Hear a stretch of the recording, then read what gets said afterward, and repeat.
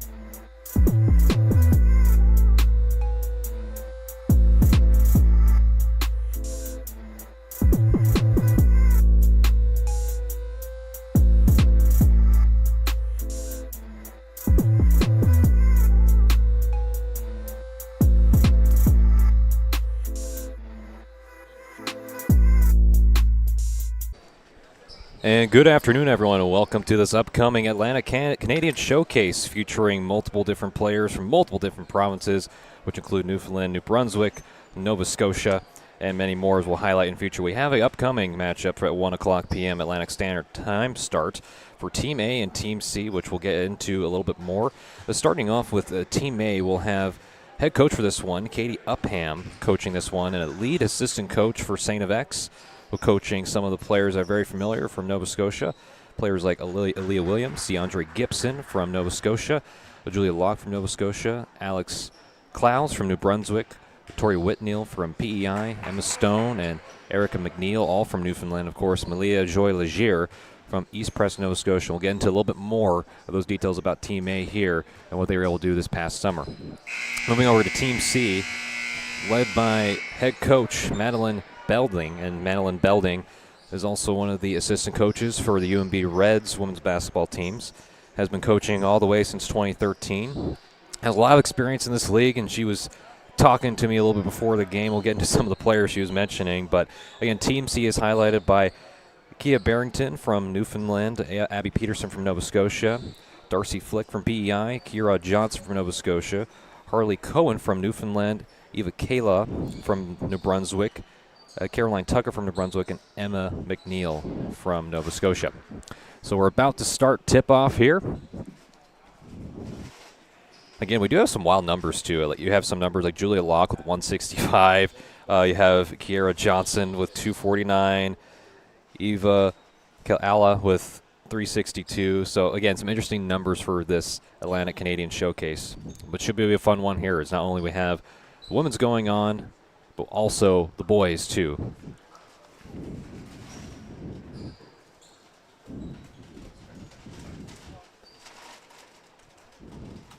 Getting a little bit delayed to the start.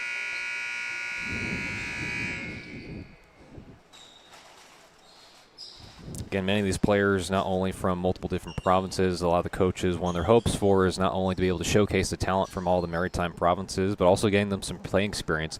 Because, again, you'll have a quick turnaround, as in a few months or less than that, they'll be starting basketball. And this is a good opportunity to get their feet wet. And, again, you're playing against some of the better players in all the Maritime provinces. And, talking with a lot of coaches, depending which province you're from, the talent pool is a bit shorter, where you don't have as much talent if you go to different places like Ontario or out more close to, again, Montreal and whatnot. You have a lot more talent to work with and play with compared to if you're in a smaller province. So this just really gives a chance for everyone to meet together, see what the talent's on the floor, maybe try some things you haven't done previously. So we'll see what we have in store as that tip-off begins. And it's gone quickly off the start. Here's Williams driving all the way, just missed it and rebounded. As here comes Team C with it. A good pass, the fake, dribble, and blocked. Julia Locke might have got a piece of it. And it will go to Team A.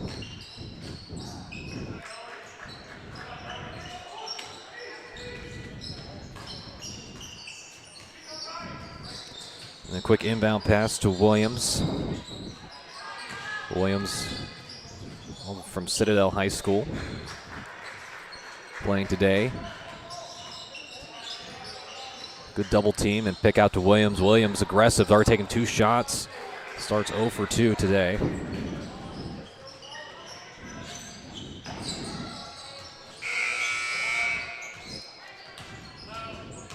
Here's a chance for Team C to get things going. Trying to find and foul from behind. Caroline Tucker on the shot attempt.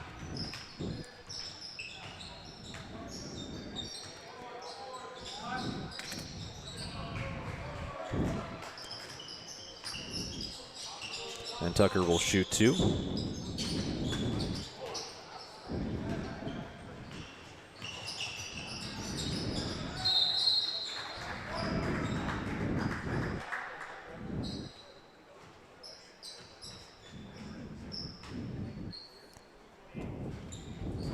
And doesn't get either in the fall. And another chance on the board. Offensive rebound, put back, no good. And followed up by Tucker. Missed the 2. Able to get a miss from her teammate and followed up to give Team C, a 2-0 lead to start. Check that, a 3-0 lead to start.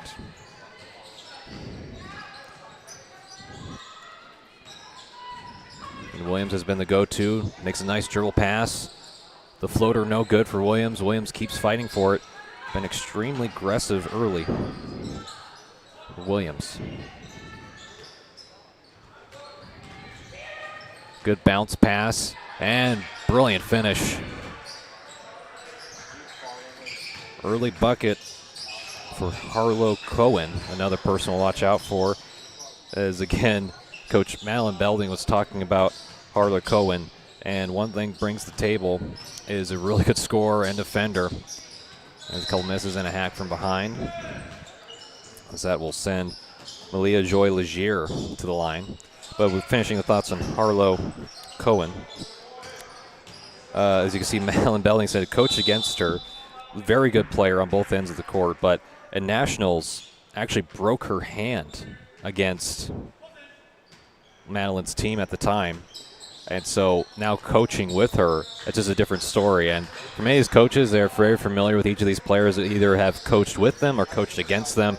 That'll be some storylines, and you could find kind of that web consistently with both teams where there's always some type of connection, especially in the Maritime provinces.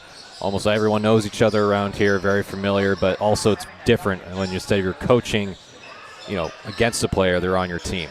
So here's a shot attempt that is no good from deep from Team C, attempted by Emma McNeil, a product out of New Waterford, Nova Scotia, from Breton Education Center.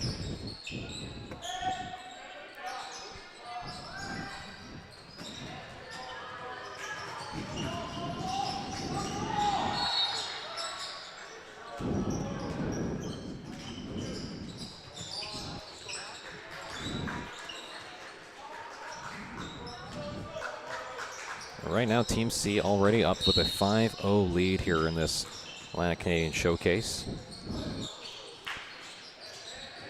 Split of the free throws, a putback made off the free throw miss, and then a recent basket made by Harlow Cohen.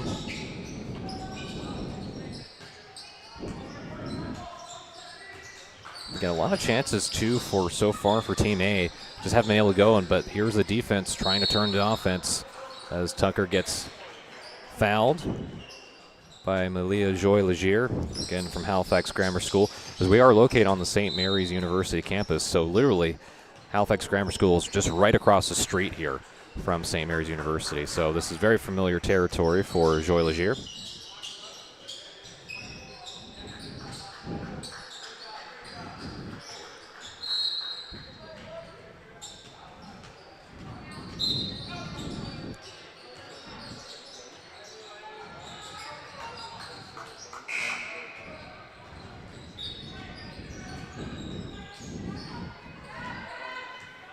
As Kara Barrington with it.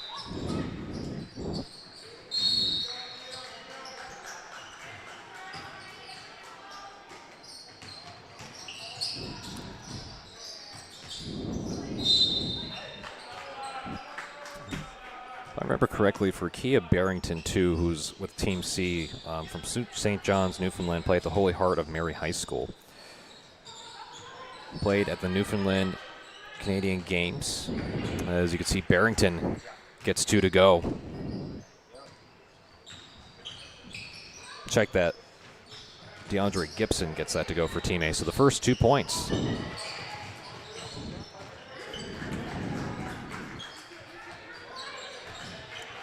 A chance and just missed and taken by Gibson.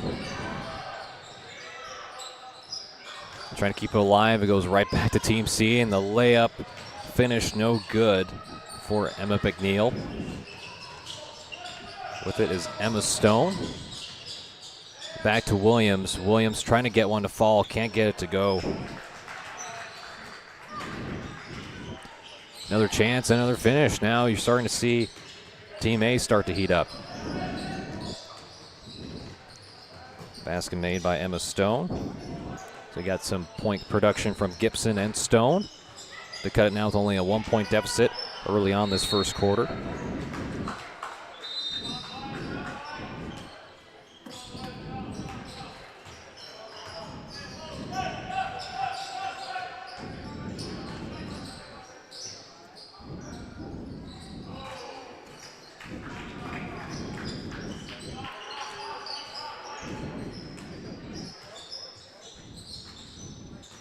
Inbound pass into Williams.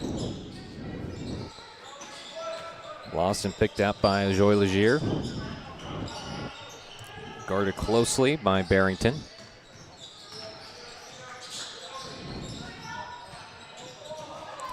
Williams trying to go with that runner that has not fallen. Has tried that a few times, but nicely cleaned up.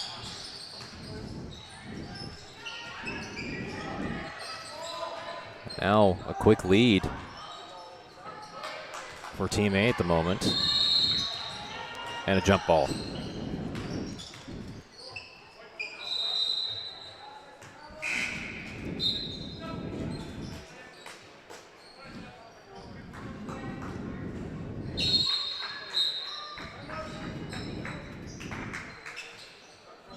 Here's a shot from deep range, cannot connect. Again, the defense has been swarming so far for Team C.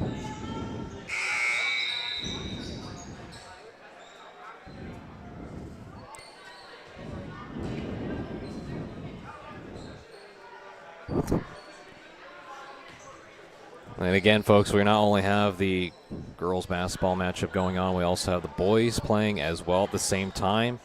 So we'll have that call again on Maritime Athletic Profiles on the YouTube channel, which you're watching currently as of right now. Of course, if you want to follow, jump over to the boys. You'll have Alan April, the communications officer here at St. Mary's University, is in charge of the athletics department in terms of anything recap, sports, commentary, PA, you name it. He does it all here. Pass over to Williams. Williams goes through, drives through one defender, goes for the layup. That's good for Williams. Finally able to get the lid off the basket for two. And a quick 8-5 jump, as it was at one point a 5-0 lead for Team C. So 8-0 run by Team A to get back into this.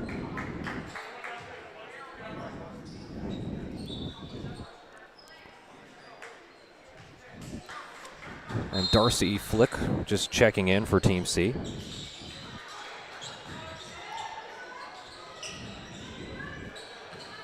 And it looks like Tori Whitnell just takes a shot, is also in for Team A.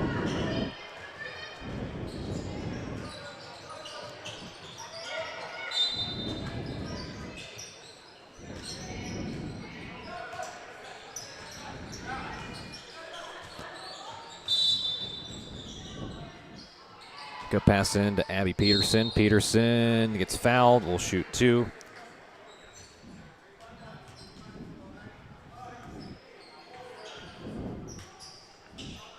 I think the one aspect, too, when talking with Madeline Belding, the coach for Team C, was one really thing hard is to do is replicate this type of training, especially during the summer. As a lot of these times, it's an opportunity to improve themselves, not only from a coaching standpoint, but from a player standpoint. And it's just a very good opportunity, as again, one aspect of it is a talent pool, and not having access to a talent pool, and having showcases like this from the provinces, especially Maritime provinces, just gives these players reps and being able to compete at a higher level. That's what it's all about today. Again, experiences. Williams adding a couple more. And again, Williams' motivation so far has been, I'm going to get points, or no one's going to be able to stop me.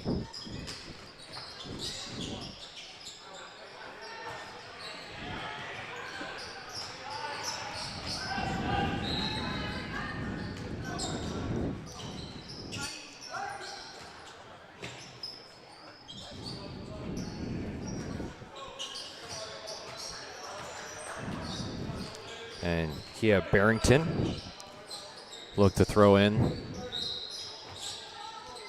The inbound pass is trying to set it up. Little pass around, three-point arc, and that's stolen away by Joy Legier. And a fight for it and a tie-up.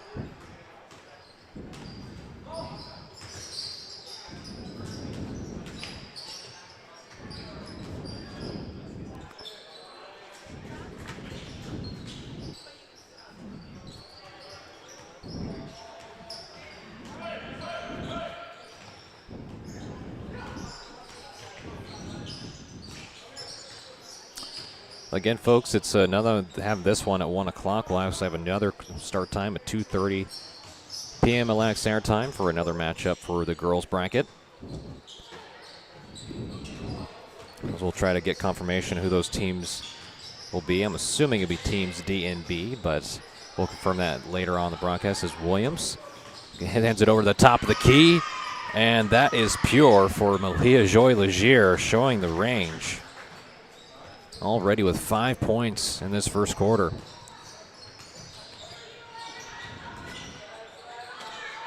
Again, battling the post for it, and a travel.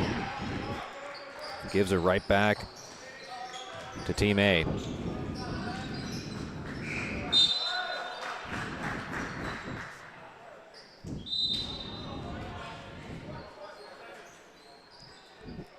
Really has been a 13-2 run at the moment. After it was a 5-0 lead for Team C, Team A has really put the pedal to the metal and starting to get into an offensive flow and rhythm as we start to approach the end of this first quarter. And there's an and one opportunity. Book it. What a play and finish from DeAndre Gibson. We'll get another chance at the replay. This is one of the tough, no matter what level of basketball you are, is the concentration you have to be able to have to get through one defender. And not only get the one defender, the hack and being able to finish off the glass for two. I know it looks simple from that replay, but trust me, folks, it is not.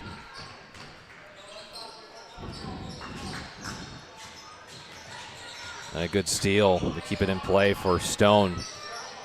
Team A will have another possession. Wide open. And just misfired a little bit to the left off the iron for Stone. And there's another jump ball.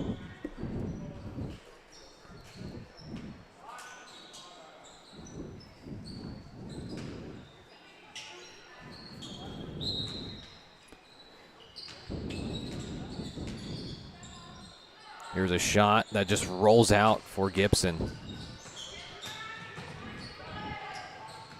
Trying to extend the range a little bit, as we'll have Team C trying to get back into a rhythm.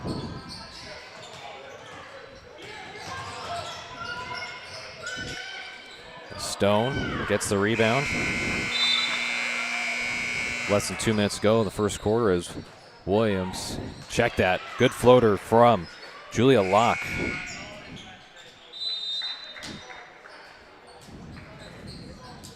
And a quick timeout taken here. So right now, it take a little bit of the first quarter as we'll get some of the replays here. Some moves from Williams, who just missed it there, and a good save to keep it alive. Stone getting a couple of points there. Has 2 on the day. Williams struggled a little bit, but started to get into a rhythm late. Has 4 points herself.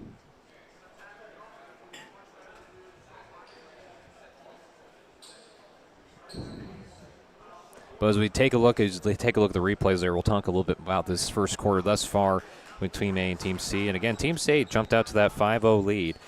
But it has been all Team A down the stretch here as they have gone on a 17-2 run over the last few minutes to have that 10-point lead that you currently see on your screen here. And that has mostly been led by, of course, DeAndre Gibson, who has 4 points, Julia Locke with 2, Emma Stone with 2, Malia Joy Legier with 5, had that top of the 3-point key. Top of the key points 3, so 5 points. So again, a lot of distribution. And for Team C, they had some early contributions from Abby Peterson, Harley Cohen with that layup, and Caroline Tucker with the free throw.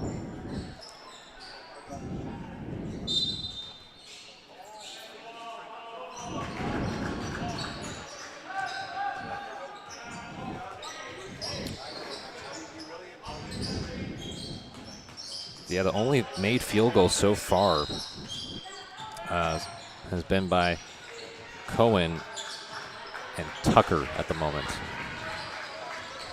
And the others are free throws from Abby Peterson, I believe.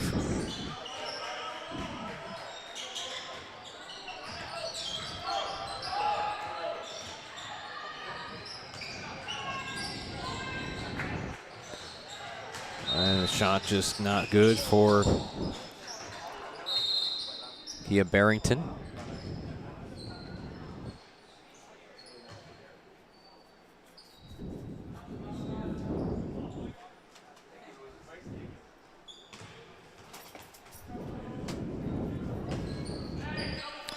And some free throws for Barrington. Rolls out. And the one thing they've been able to do so far for Team C, they've been able to try, I think the strategy has been so far is attack inside the paint. So trying to use their size to their advantage against a little bit of a smaller team. That has been the strategy.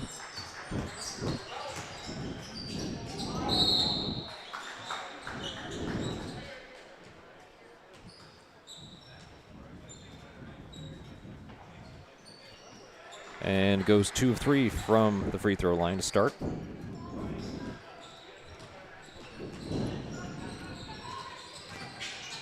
Stone with it. Goes back to the top of the key to Klaus, who's recently come into the game for Team A. Here's a drive. That would have been tough no matter who it was. Locke had it. A couple of misses, another chance, and a good save from Whitnell to try to give Team A another opportunity, but finally McNeil with it for Team C as they try to get their offense back at it.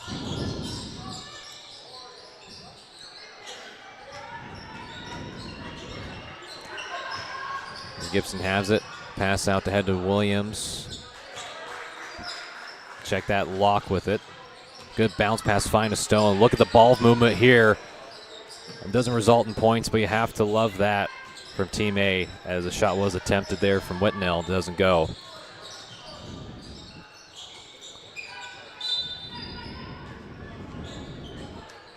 As we're approaching less than a minute to go in this first quarter. Good feed and dish inside to try to find Gibson. Gibson lost the handle on it, still stays with Team A.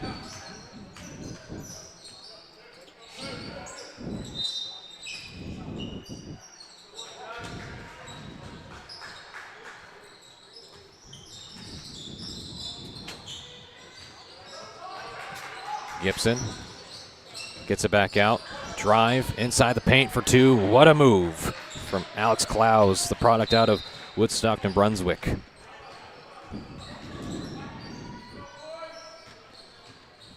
Again, gets this lead back up to 10.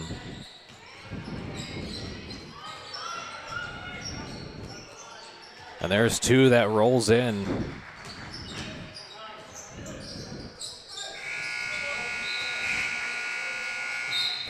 And that is going to wrap up this first quarter, as it has been a tough one. As, again, talk about some of the notables from that first quarter. Team C having that 5-0 lead, but not to be outdone. A big 17-2 run by Team A down the stretch helped them really get this lead and extend it as we transition from this first quarter into second quarter.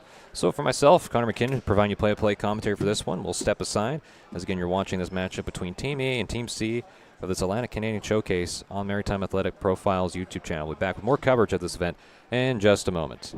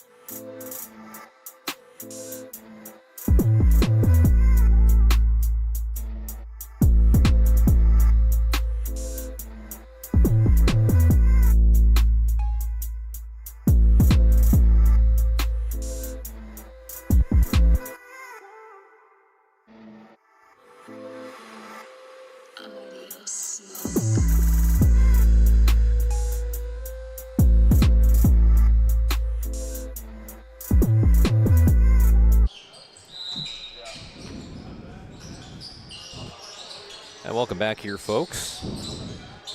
the start of the second quarter. Currently Team A with a 19-11 lead after that first quarter.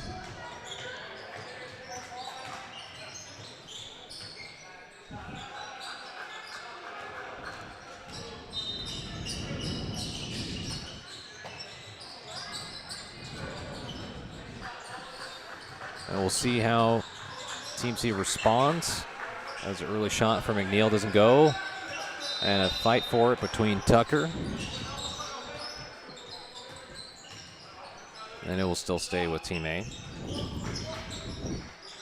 Yeah, so far the strategy so far for Team C is, we'll look back on that first quarter, is to simply try to use the size to their advantage and try and play some post up as Tucker gets a steal here against Williams, as Tucker just rushed the layup, but followed up by a teammate. I believe that's Cohen with it.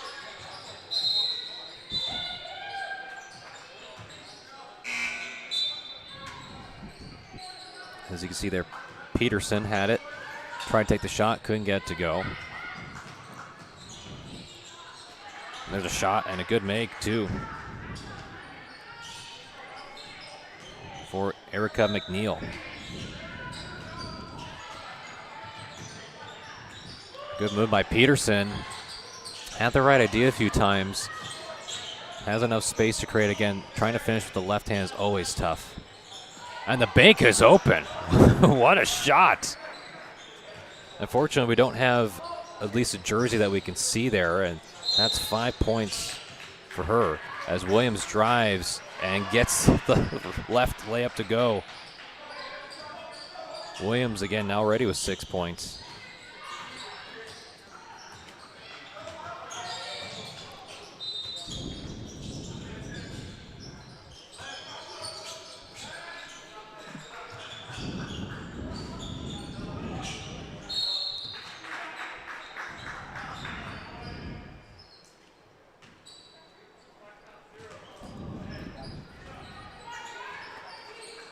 Always love it when we have bank shots. It always makes me think of Paul Pierce when he played for the Washington Wizards and he won the playoffs and he won a playoff game off a bank three-pointer.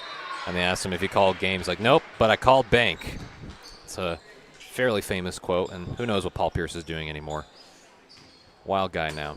Anyway. My producer looks at me down, like, what do you mean? It's like, no, it's true. Yeah, no, he's a wild guy now. He's a wild dog. As we'll get back to this one. Some free throws here for Malia Joy-Legier.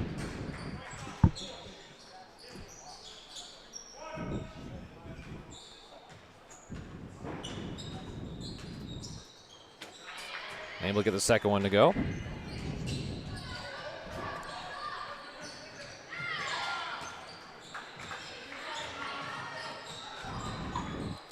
So now an 11-point advantage for Team A, as they have been successful thus far. Pass inside to trying to find McNeil. Goes out of bounds and will stay and transition over to Team A with another chance offensively. Again, so far what has been working for Team A is Williams, and Williams has been able to turn on the speed and the afterburners many times, as now Gibson will get fouled and go to the free throw line for two. You know, Gibson not only talked about it, an Auburn High from Nova Scotia, grade 11 player, but also did win as part of the team that won the Nova Scotia bronze for the Canadian Games showcase. Not only that, of course, Malia Joy-Legier, part of that team that won bronze.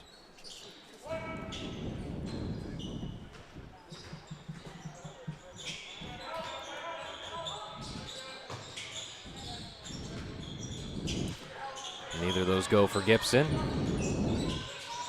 as Peterson will take it, guarded closely by Locke. Peterson, another runner, does get fouled by Locke. There'll be more free throws. A few times they've gone to the free throw line. We'll take another look at the replay here. Again, Locke, Peterson trying to make a move. Yeah, just reached the hand of the cookie jar for Locke, just a little bit too much.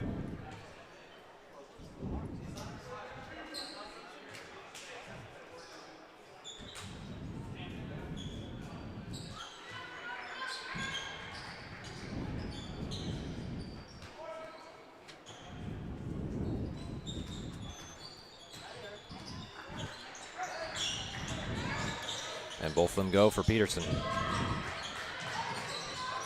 And Peterson doing most of the damage from the free throw line, already with 4 points.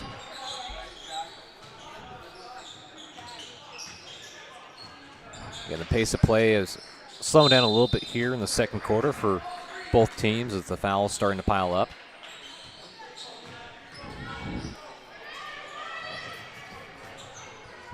This flick with a pass up ahead and shot tempted by Tucker. Does not go, and a fight for it as it goes out of bounds.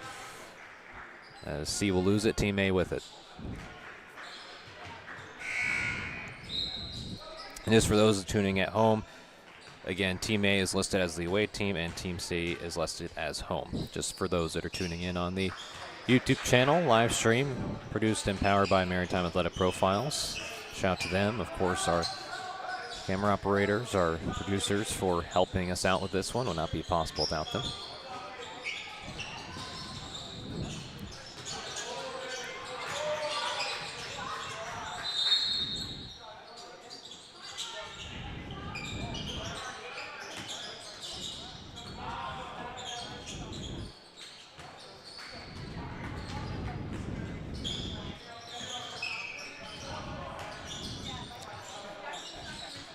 Close with it, finds Williams. Close, again, already with 2 points. Williams has been one of the leaders in points with 6 for Team A. Here's a steal by Peterson. Peterson trying to force the action. Goes off the glass for 2. We'll have to get another look at it. What a nasty finish from Peterson. My goodness. Again, that comes to the point where that's all about the training and the technique that you have to know where the basket is, not only know where the basket, to have enough touch as you're spinning to get 2. As we do have a layup, so that'll probably give us another time to take another look at that. Again, you can see the steal from Peterson. Perfect display of turning defense into offense. The turnaround, finish with the right hand. Beautiful.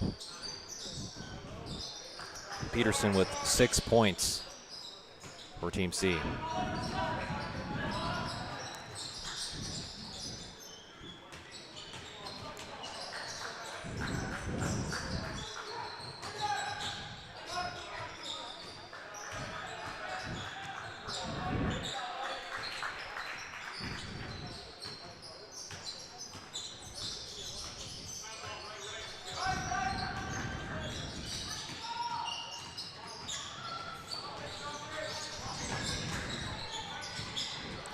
A wide open lane, and the runner just comes up short for flick. But Tucker will not be deterred.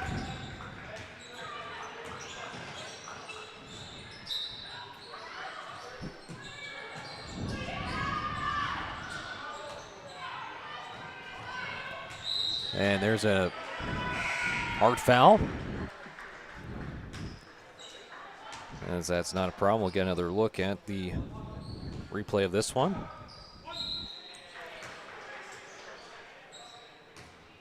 And a quick timeout taken, but we'll keep it here.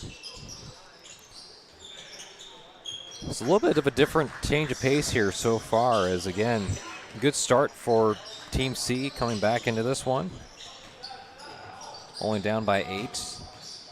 Again, they were only down by 8 in the first quarter, but they were down as many as by 10 back in that first quarter. So slowly but surely cutting the deficit. And so far, they've been able to get the second chance points in their favor. That's been the staple so far, getting extra chances. Driving inside the paint, they have not taken many three-point shot attempts from what I've been able to see so far throughout this contest.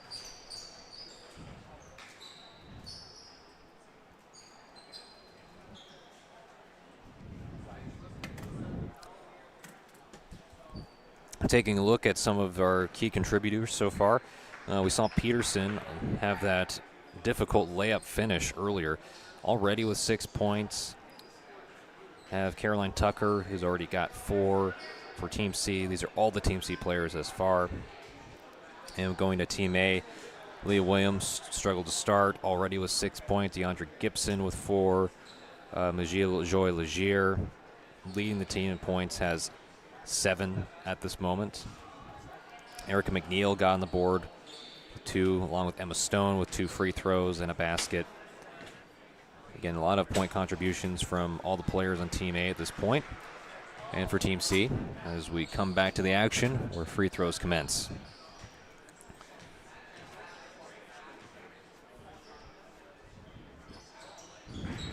And that is good for Harlow Cohen.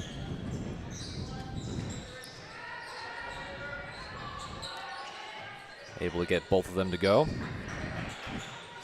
Cohen with 4 points at the moment. Williams, runner, falls flat. Peterson with the rebound. Peterson leading the charge, drives, stops, bounce pass.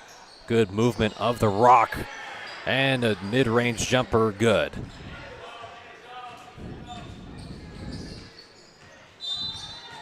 Darcy Flick getting into the stat sheet. And what a move and finish from Stone.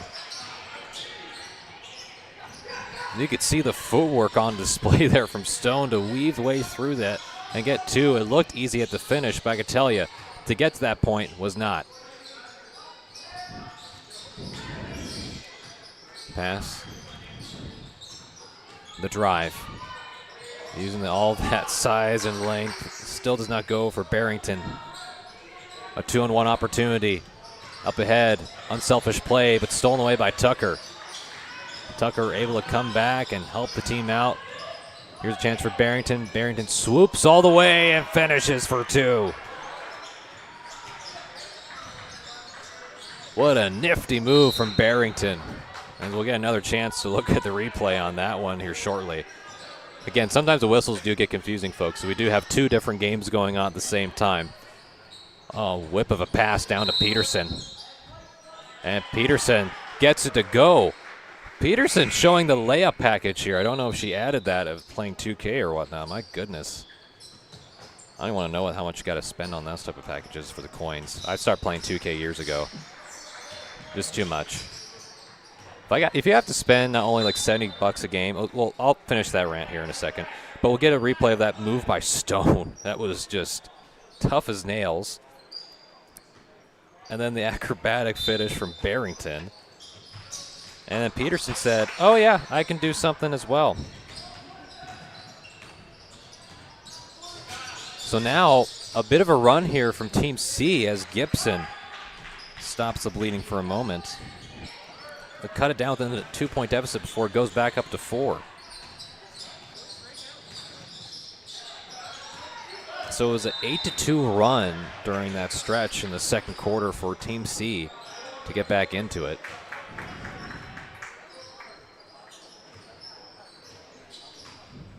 As we're more than halfway through this first half, as we'll transition to halftime. Again, Williams has been able to get through all the defenders, but just hasn't been able to get the finish on a few of those drives. 3 no good. Couple of chances. I think Gibson was frozen for a second, not sure where the whistle was coming from. Realized it wasn't the case. 3-point try, no good for Team A.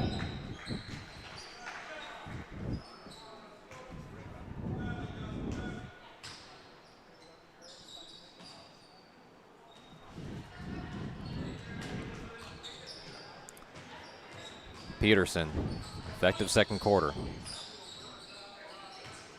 Tries to find Barrington, lost, stolen away. Team A on the break. Here comes Williams. Williams showing the speed. And the layup, no good.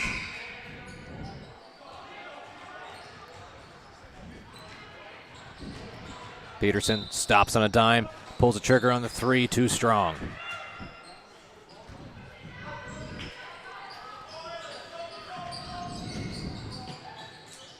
Williams fakes a 3-point shot, goes for the runner again. Can't give it a fall, and give credit to Williams. The shots have not fallen, has made a few, but you have to have a mindset of scoring, and as that's swat away by Barrington, as that was no dice for Darcy Flick on the shot attempt. But you know, for Williams, you're going to have to keep on taking your chances. We'll get another replay of the block from Gibson. Coming back into it, as there's another timeout. so we'll keep it here.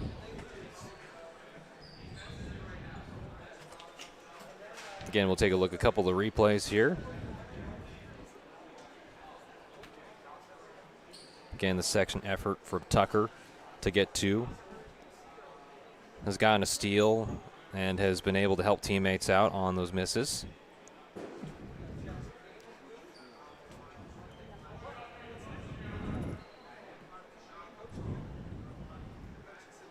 Along with Peterson. And the good ball movement that set up Darcy Flick for her first basket of the first half. Again, the ball movement here and the move from Stone, able to move past Tucker for 2. And of course, you can't forget about Kia Barrington moving left but finishing with the right hand off the glass. Not easy whatsoever. And again, another good play from Peterson, who just said, I'm just going to throw it up and see if it goes in and it works. And there's another play before that from Peterson, who did a turnaround on a defender and just had to throw it up very similarly, but a little bit further away from the basket for 2. And then, of course, you have Barrington. Check that, Gibson with already 6 points so far in this matchup between Team A and Team C as we get back to live action.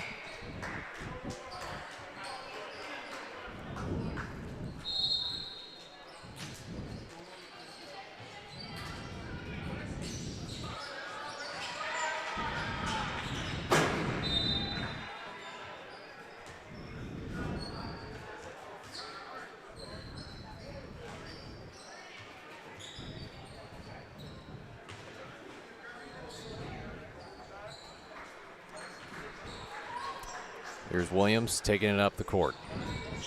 Going against Flick. Williams trying to get the screen for Joy Legier. Does. Quick handoff to get it back down to Legier. Legier turns around with it. Can't get it. Rebounded. A fight for it. And a foul going against Legier. With less than 2 minutes to go in the second quarter. Again, the first boys matchup just entered halftime. Tie game, 46-46. Another one that you can follow on the Maritime Athletic Profiles live stream. As Peterson lost the handle on it, but before it did, went off of Locke. Again, we have a few teammates together, Williams and Locke, both from Citadel High School.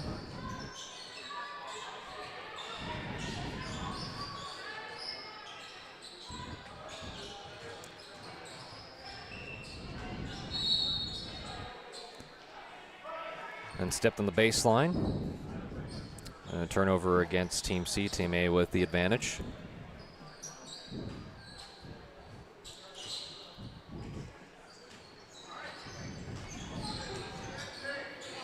Williams to Legier. Legier looking for Stone, who was cutting. Decided to give it to Locke. Locke aggressive off the back iron. Legier gets the offensive board. Another chance. And that's stolen away by Barrington from the kick-out attempt. Not much scoring here, as it's been 32-38 for the last few minutes. As both defenses starting to get a feel for each other and starting to settle down here in this first half.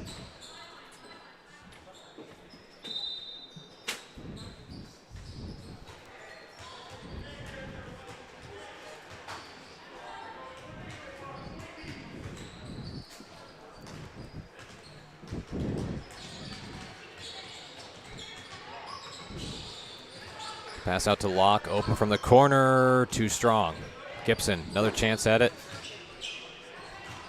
Again, these extra chance opportunities for Team A, it just hurts as Locke goes crashing hard on the ground, but not after getting a 2 to go. 4 points now for Locke. As Team A gets a little bit of breathing room from that 4-point to 6-point lead. Shot no good, rebounded by Gibson. Flick with a good tip out. It'll still stay with Team A.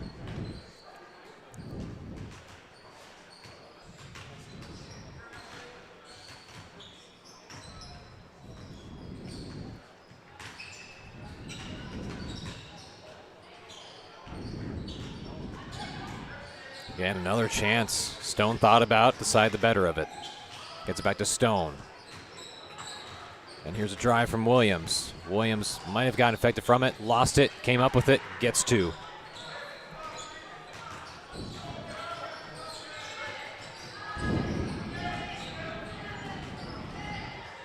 Pass inside. Good find, good finish for 2. As that is going to end this first half, but exciting. Second quarter with a 36-30 lead in favor of the away Team A. A lot more of an effective scoring output for Team C as they were able to get 19 points in that second quarter. That has helped close in on this lead. Again, it was only 8 in the first quarter, but they got as close as a 2-point lead, cutting that in for Team C as they see some of the replays here. As they put a really good effort, defense starting to come into effect, getting some steals, deflection, extra opportunities.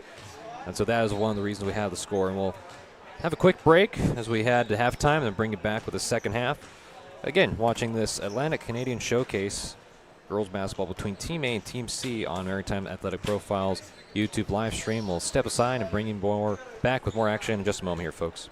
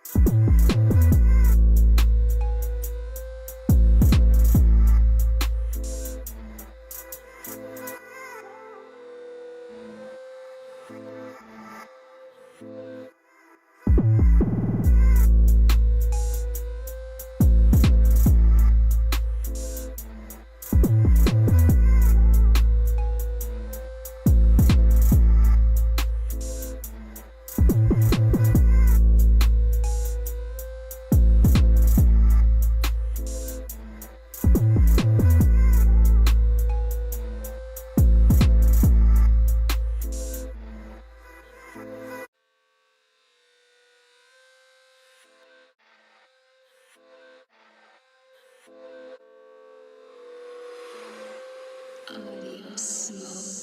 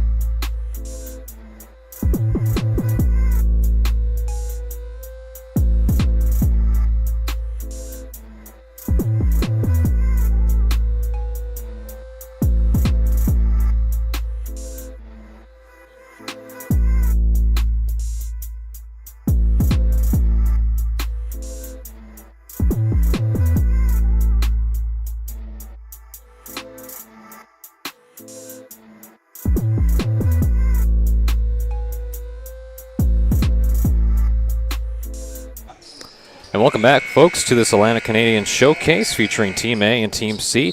Currently, Team A with a 36-30 lead as we come out of halftime. I'm, of course, joined by Peter Kelly, joining us in the broadcast booth. And, Peter, this has been talking with a few of the coaches, a really great opportunity for all these girls to showcase what they have and also being able to see the different type of talent from multiple different provinces. And that's what a lot of coaches were excited about heading into this game. So. Yeah, I think it's a unique situation and something that hasn't been done really before. And, a lot of these players play against each other often, and this is an opportunity, for them to get to know each other and play together and be with like-minded people. So it's been pretty fun. No far, and you're also one of the organizers of the event too, and I can only imagine trying to get this together. As much as rewarding, it's probably has its difficulties too at some points trying to coordinate everything. Yeah, I mean, you have 4 provinces, working together, and it's been a lot of fun also. But of course, it's just a lot of logistics. But I think we've learned a lot from this one as well, and we'll continue to try to improve as we do these. Yeah. Having Caroline Tucker going to the free throw line early on for Team C to open up this third quarter. Tucker so far already with 3 points on the day. Tucker, again, another product from Sackville, New Brunswick. Played for the New Brunswick U15 team this past summer. A good pass out the head to Stone. Stone gets in the layup for 2, and Stone's starting to heat up here for Team A. They've been very successful up to this point already with 8 points. Trying to find the kick, trying to find Harley Cohen, no good, out of bounds.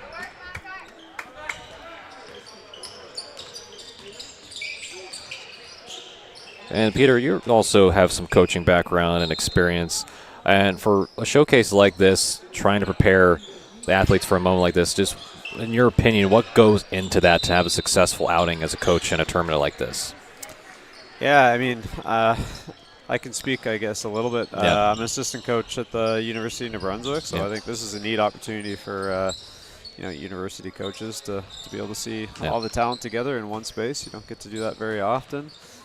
Good time of year for it as well, but it's just a lot of hours of sitting and watching and whatever. But it's also great for the coaches on the floor. I think this is a developmental opportunity for kind of young upcoming coaches to get some good reps with great players. Yeah, no, talking with the head coach Katie Upham for Team A, said that never really got to work with these players before, and again has some coaching experience, but it kind of puts them in that role of being able to be a head coach for a team and figure out what you like and what you don't like. So yeah, absolutely. Yeah. The game on the girls' side for sure, the games have been pretty close. So they've had some situations where they can, call timeouts and draw things up, and try things out themselves a little bit, which is it's invaluable.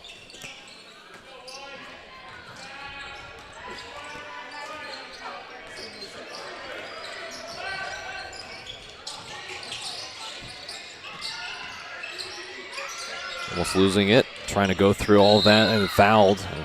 So free throw line for 2, and that has been one aspect of what they've done really well for Team C is they've been able to use all their physicality, as we mentioned throughout the broadcast, go into the post, into the paint, try to get some contact and go to the free throw line for free throws. And they've been down 10 multiple times, but they're still hanging in there.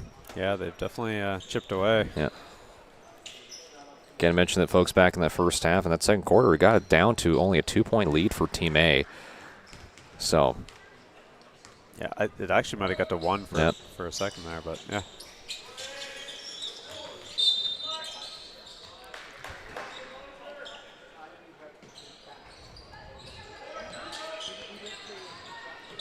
So blitz the free throws. And here's Williams.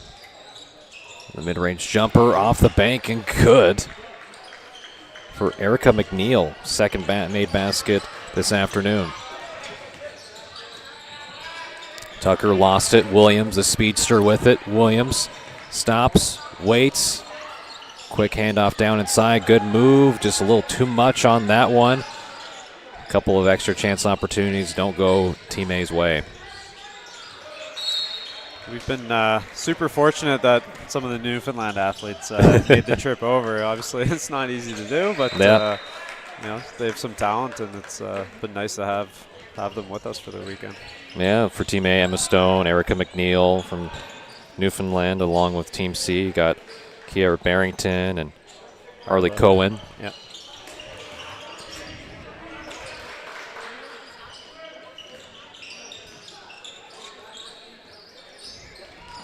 Gibson finding Williams.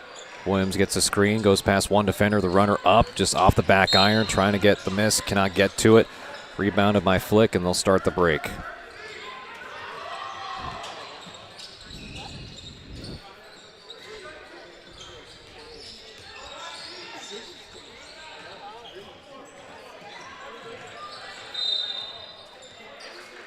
A little too much there, an offensive foul. Again, Stone will give the possession the other way to Team C. I think it's also been a good opportunity for some of these referees. They've been getting evaluated over the weekend as well. So, although being a referee is always a tough task to begin with, and just getting that experience, especially not only for referees but players, as we'll start high school ball here shortly as well. Yeah. And just you know, having the opportunity to play in like 3-person crews as well. You know, that'd be some brand new experience for some of these referees. So, well, too, it's got to be exciting for also these players too to be able to play on a collegiate floor like this at St. Mary's University as well. Yeah. I'm sure that's exciting for many of them too that may have never even played on a collegiate basketball court like this one before. Yeah, absolutely. Different feel to them for sure. Yeah.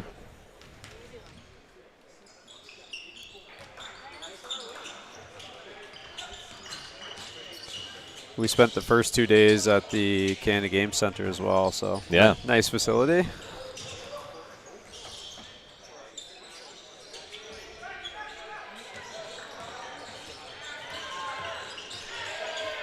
This is McNeil.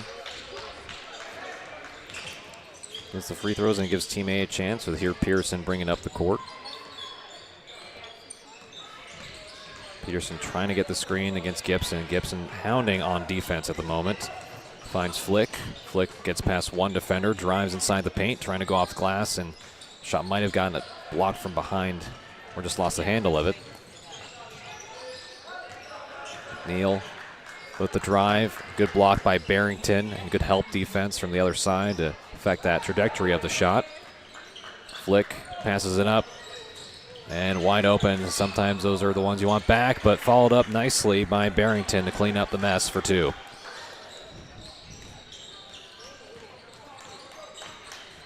Again, this team's still hanging around.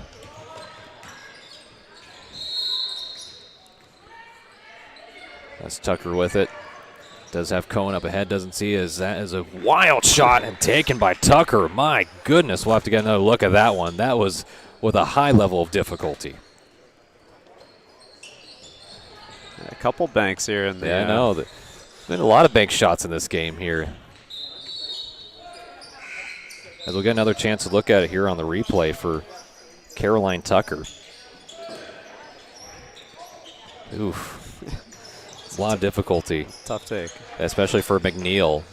Much taller McNeil trying to get that over in the Statue of Liberty type of shot.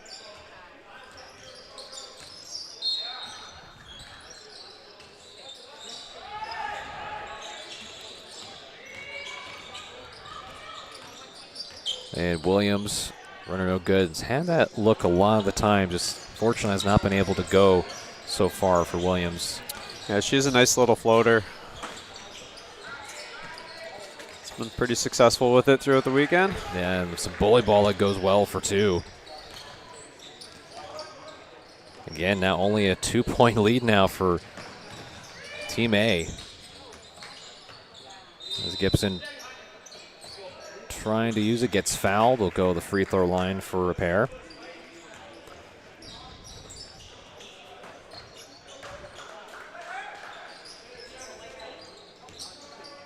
Yeah, a little bit of a hack from behind.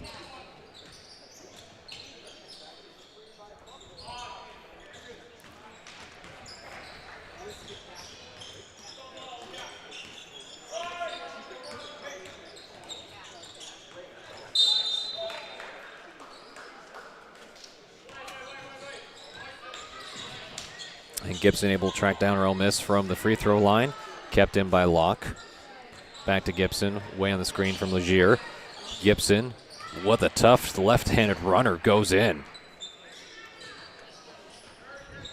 Able to get this lead back up to 4. It's been a big game so far. Momentum swings by either team, each of them going on mini sets of runs where you think Team C is able to get back into it. One of the last leads they had was back in that first quarter and let it 5-0.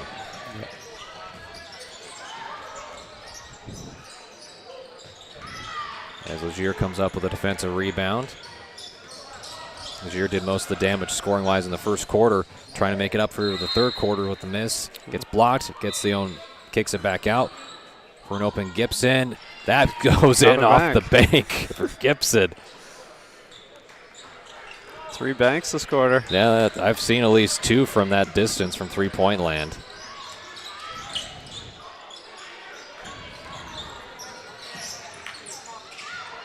And a good pickpocket, too. Travel against Team A will give Team C back the possession.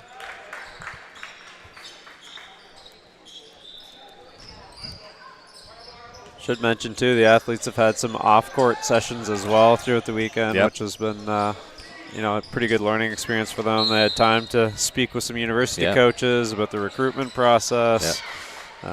Nutrition, fitness testing. So it's been more than just games here this weekend. Yeah, no, I think they were talking a little bit. They had an intensive training session on Friday before this matchup to give some experience and give some live reps for these players. So, yeah, they had on-court practices both Friday night and Saturday morning. Yeah.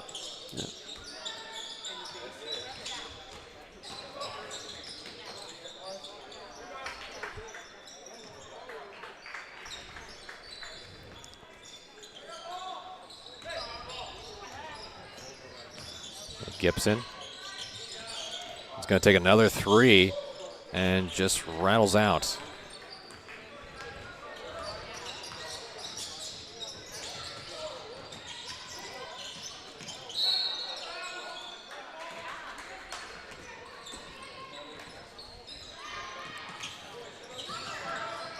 And again, a little bit of a full court press look for Team C as Williams trying to get through all of that.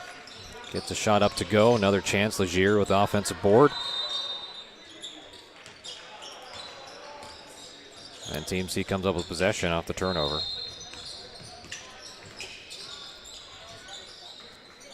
Less than already more than halfway through this third quarter. 7-point lead for Team A. Also, shout out to everyone tuning into the broadcast for this Atlantic Canadian Showcase. Not only have, of course, this girls basketball matchup between Team A and Team C. Also have the boys playing as well on the same court. You can't just see them at the very peak of the bottom of your screen.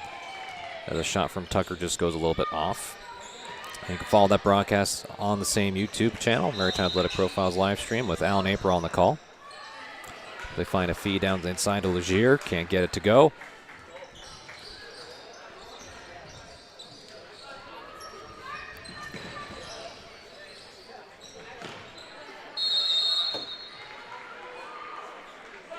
And turnover from Flick gives it right back to Team A.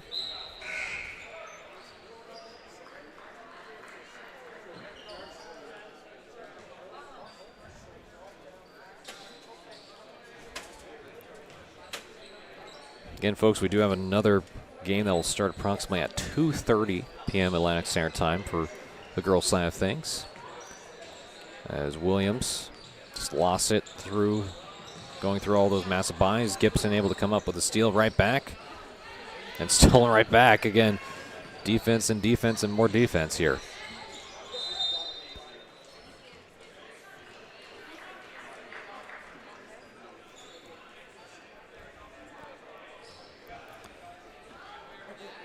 Yeah, I think you can see fatigue setting in a little bit. Yeah, no. Some turnovers here late in the third.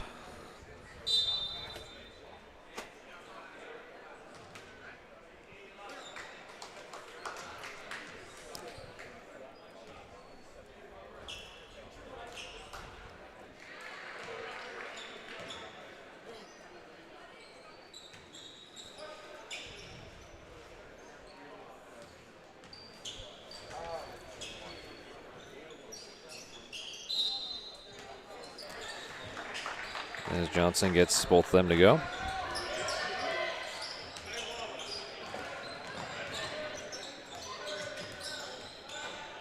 And a shot that just goes in for Gibson, as sometimes the rim is your friend. Already with 11 points for Gibson. This shot just a little bit off for McNeil. That's Tucker right there. That's one thing about Tucker's game that has been impressive so far is the extra effort plays. Resulted, again, with multiple offensive rebounds and some scoring right here. Yeah, at one point in the tournament at Nationals this summer, I think Tucker was up there in rebounds per game. Stone with it. Showing off the moves. Oh, and gets it to go off the bank. That has just been everyone's best friend here in this game. Goodness. Stone now getting the double figures in points with 10 after that make.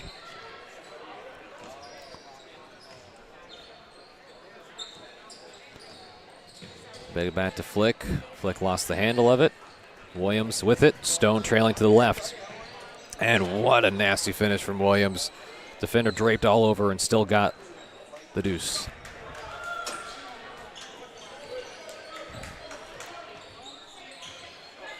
Tucker drives, looping pass inside to McNeil. Can't get it to go. Cohen with it. Trying to find Flick. Good chance for Legier. Legier gets the 2 to go. And that just makes Legier so dangerous. Held scoreless so far in the second half. Gets that bucket to go.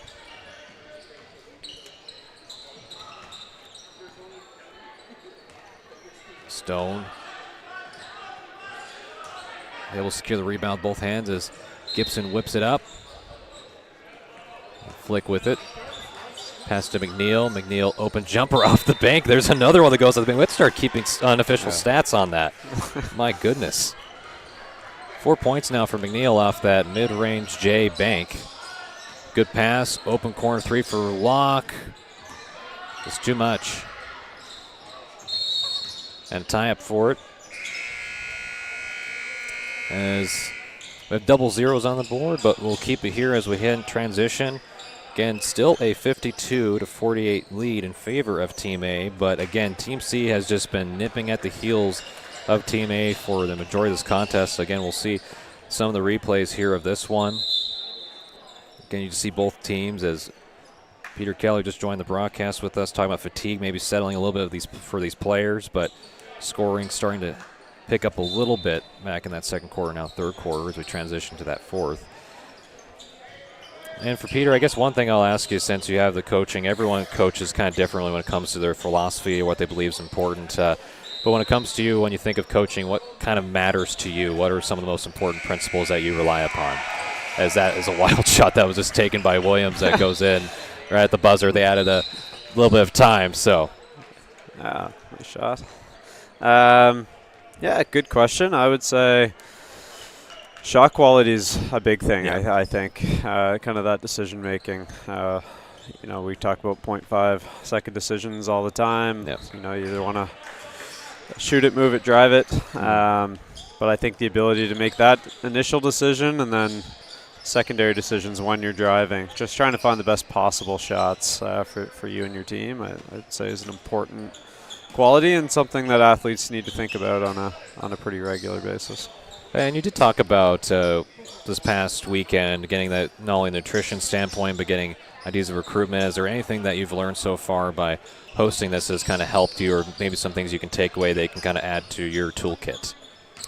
I just think we need to keep building on it. I think, you know, the athletes don't know what they don't know right now. Yeah. So, you know, it's pretty good timing in their athletic journey to start some of these conversations. You know, like the difference between NCAA and U Sport and CCAA. Like, I think just some of that awareness, you know, of what's out there and what's possible. But I'd also just say, like, hopefully they've taken things away from their own game this past weekend, you know, being with some of the best and playing against some of the best, things that they can individually take away and maybe chip away and start to work out on their own. And I'm sure, too, for a lot of these young athletes, too, they might have the chance with all the training that goes in the summer, maybe try something they never do usually before, especially when they play for the respective high school teams. They have to be able to play specific roles in that, so it gives them a chance just to try something maybe they wouldn't normally do on the court. So. Yeah, like you know, sometimes it's just the nature of the way high school sports is right now. But you might be playing in the post at the high school level, but you know, at the next level or even in environments like this, you'd be out more in the wing or like a two-guard type thing. So just being put in those different situations that you may actually be in later on in your career, I think, is pretty valuable.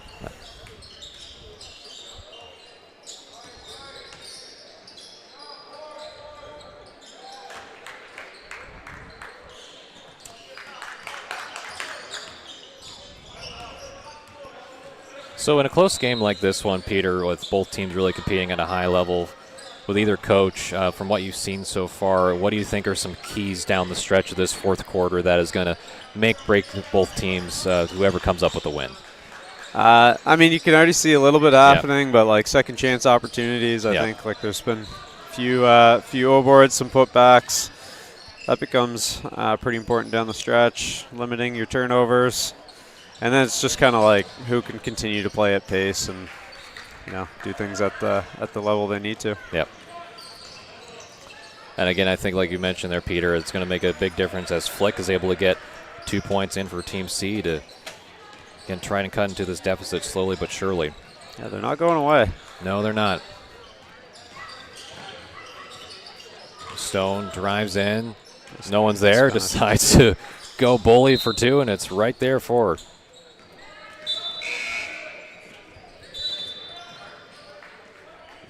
Back to 11-point lead now for Team A.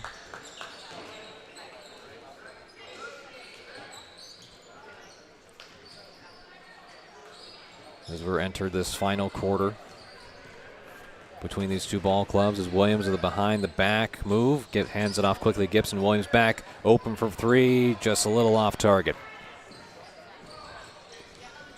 Flick able to grab it with the one hand, as McNeil was there trying to get it to McNeil, but Legier able to get it down. Stone wide open, no one back defensively.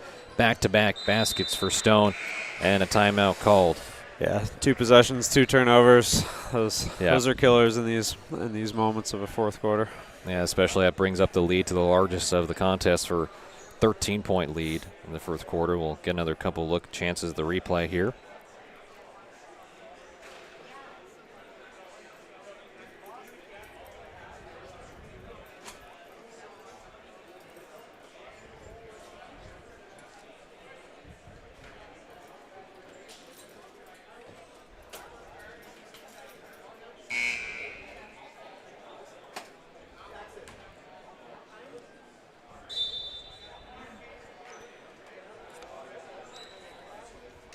Again, some of the highlight plays here from Stone here just a moment ago. Just good wherewithal to see there wasn't much space inside underneath the basket, able to turn around and get 2. Again, the defense turning into offense as Legier just throws it up ahead and said, Stone's probably down there somewhere, and got the 2.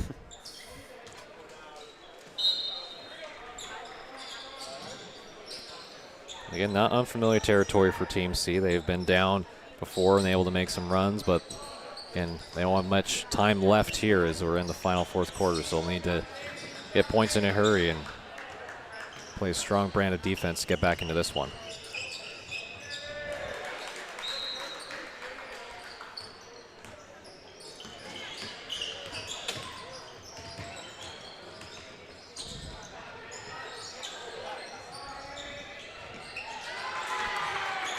And again, Team A trying to put the clamps right on the defensive side of things, and they are doing so here. Yeah, they're pretty disruptive and in passing lanes.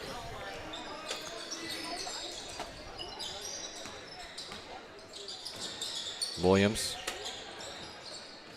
trying to create space. Quick handoff to Stone. Stone back out to Locke. Travel called.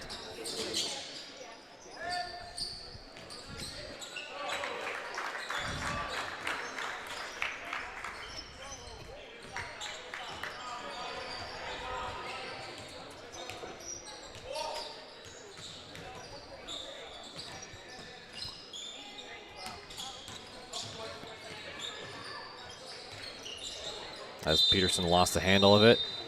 As some contact incidentally made by Peterson on Gibson.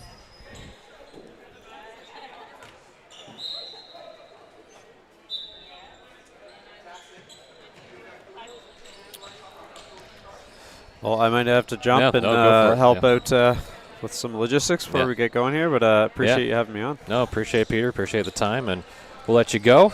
Awesome. Yeah, sounds good. Much. As we'll keep giving you live-by-live, play-by-play for this one. Again, that was Peter Kelly joining us, the assistant coaches for the UMB Reds and also one of the key organizers for this Atlanta Canadian Showcase.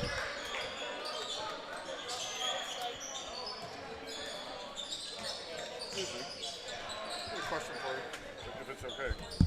Yeah. My wife's saying, John, can she watch this live? Yes, you can.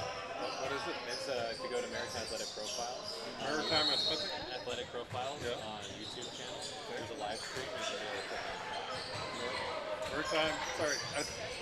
Maritime Athletic Profiles. Okay, perfect. You too, thank you. Thank you.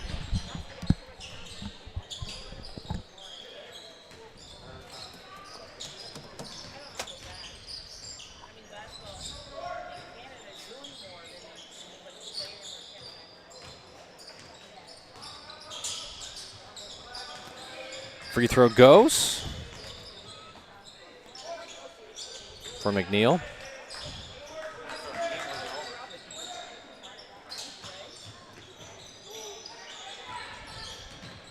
And we'll stay with Team C for the moment.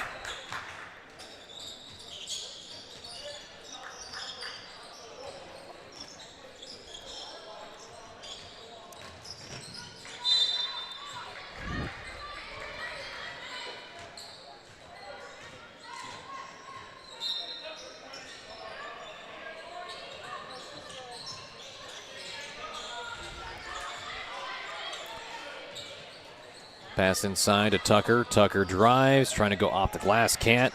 Trying to come up with her own miss, fighting for it. Again, she's always there. And a jump.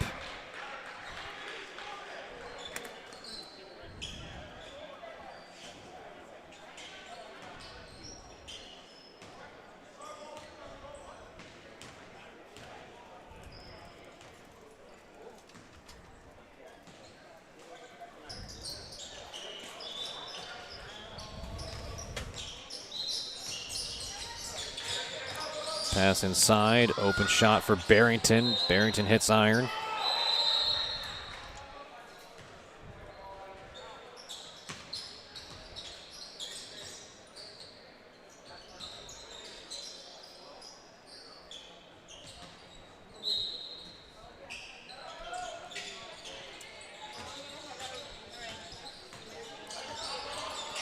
Peterson, top of the key, guarded by Locke.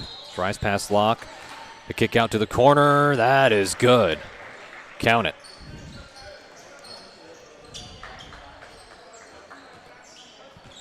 And it cuts into this lead, only 11-point lead now for Team A, but they'll need to get some stops here, more points on the board as time is dwindling down. We're almost halfway through this fourth quarter. As Peterson, that gets the tie up.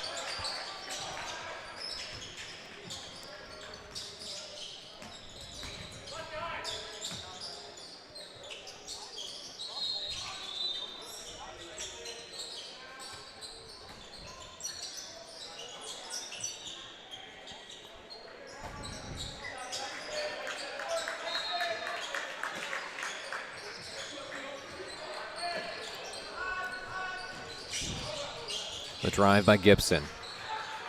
Lost it. Peterson with it. Peterson, 1-on-1 against Locke.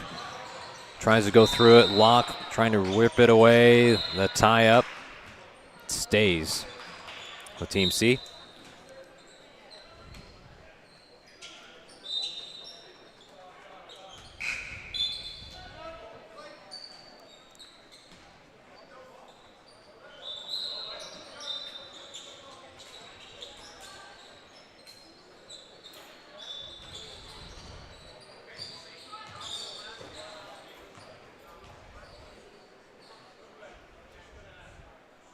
Getting some discussion going on between the referees.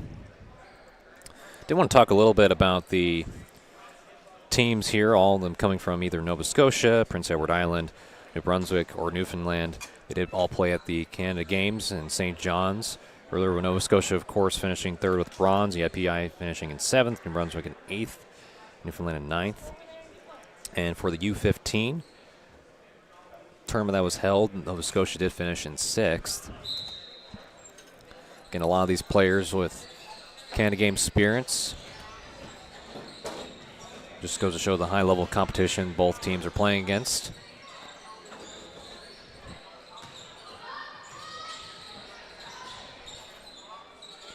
And I guess that corner 3 was not a corner 3. They're just going to count that as a 2. That's Locke with it. Going against Tucker.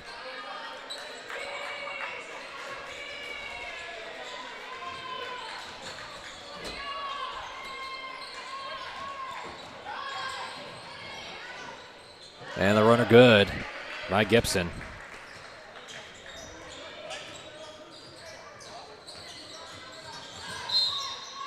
Gibson at least with 14 points that I can account for. Tremendous so far today.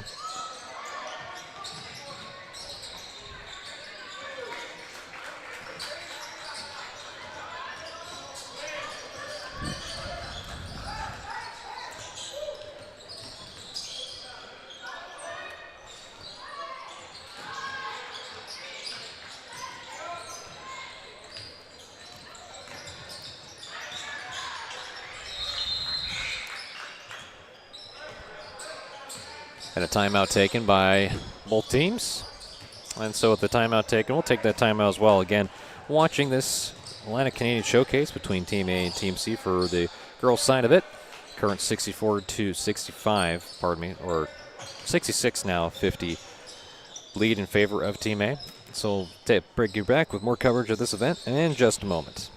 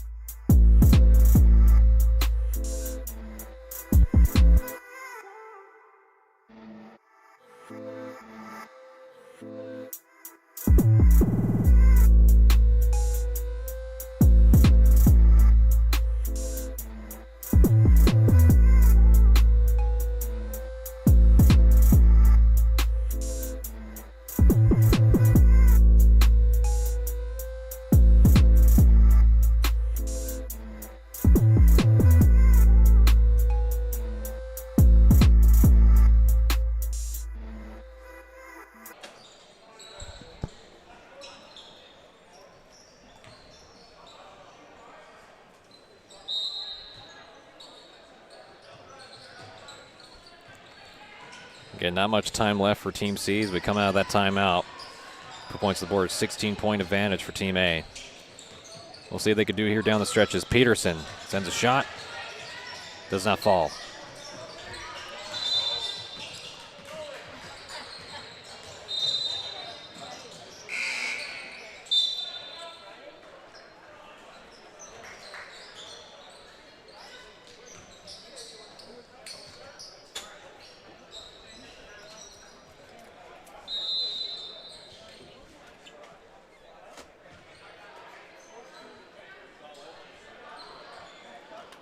Some substitutions in for Team C.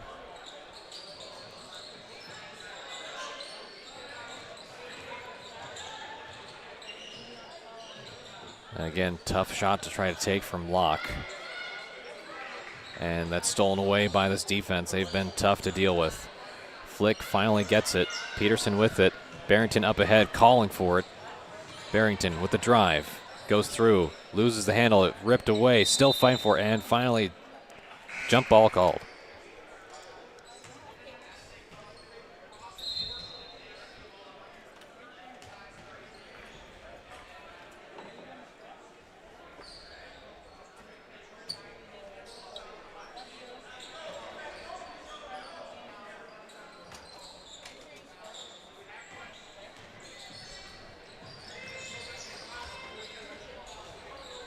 Quick handoff. Stone thought about it. Stops. Kicks it out to Locke. Locke with it. Going against Cohen. Loses it, and a turnover.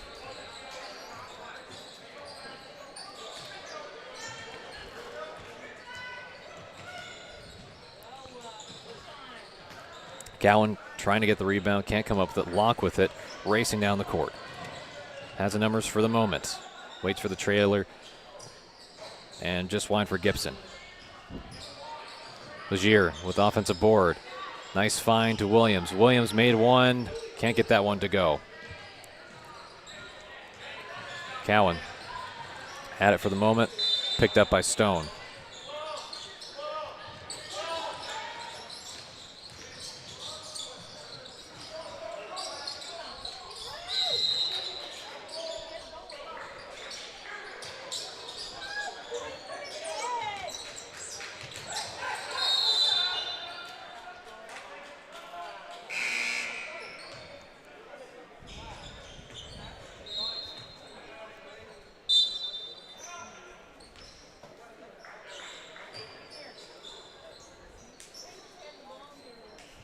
That'll be a fairly quick turnaround, too, for the upcoming matchup and game.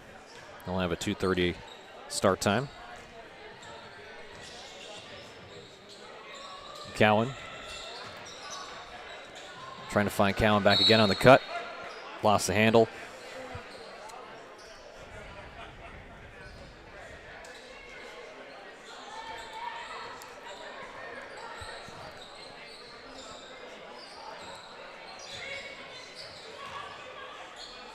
Gibson trying to call glass, can't. Legier picks up the miss, gets the layup to go.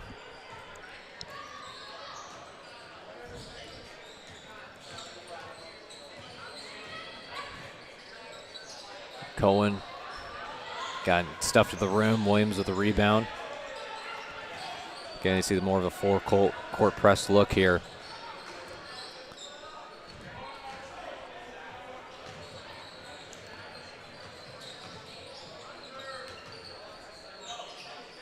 And what a good finish from Barrington. Had to weave through all of that, spins and finds the basket for two.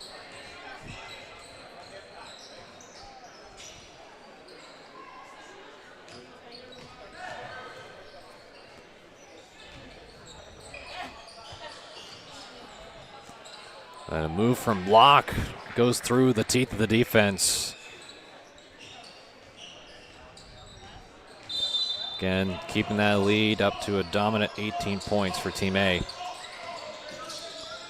And a good find down low for McNeil.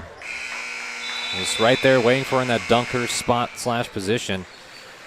We're already less than a minute 30 to go here in the fourth quarter.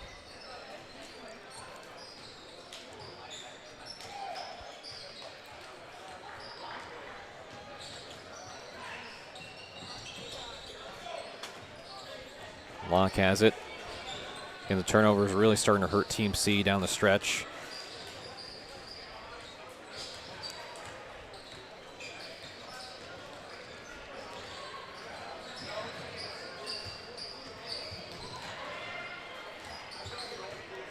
Yeah, it's been one of those issues so far with Team C is when that double helps or when they drive, they don't really have an option to kick it out or can't find a man to kick out to.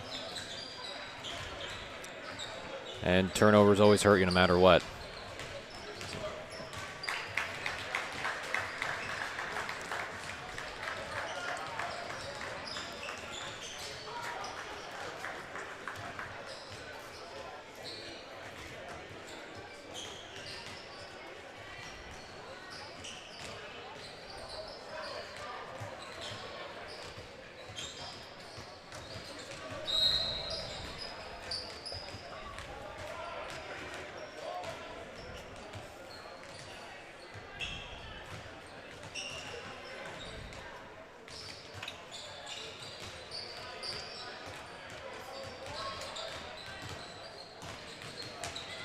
There's a shot taken off the glass, and that goes for Barrington.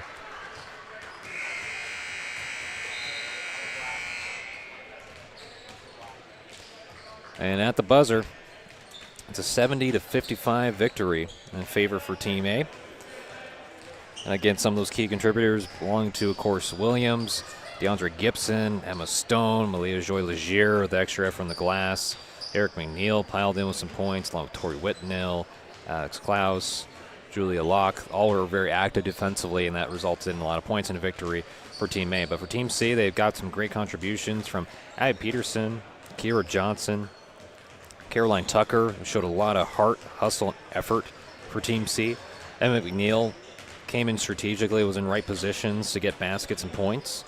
Kira Johnson also played really well. Darcy Flick was in the game for the majority of the time, was able to try to lead some of the breaks for this team. And that's kind of some of the key notables for this Team A and Team C, with Team A coming up with that victory, 70-55.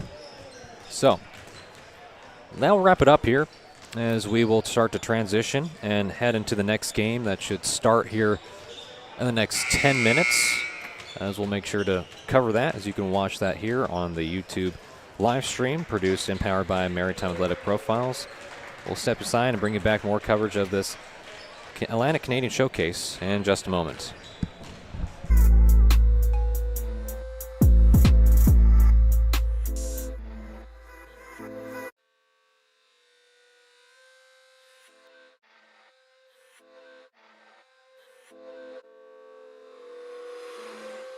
Audio smoke.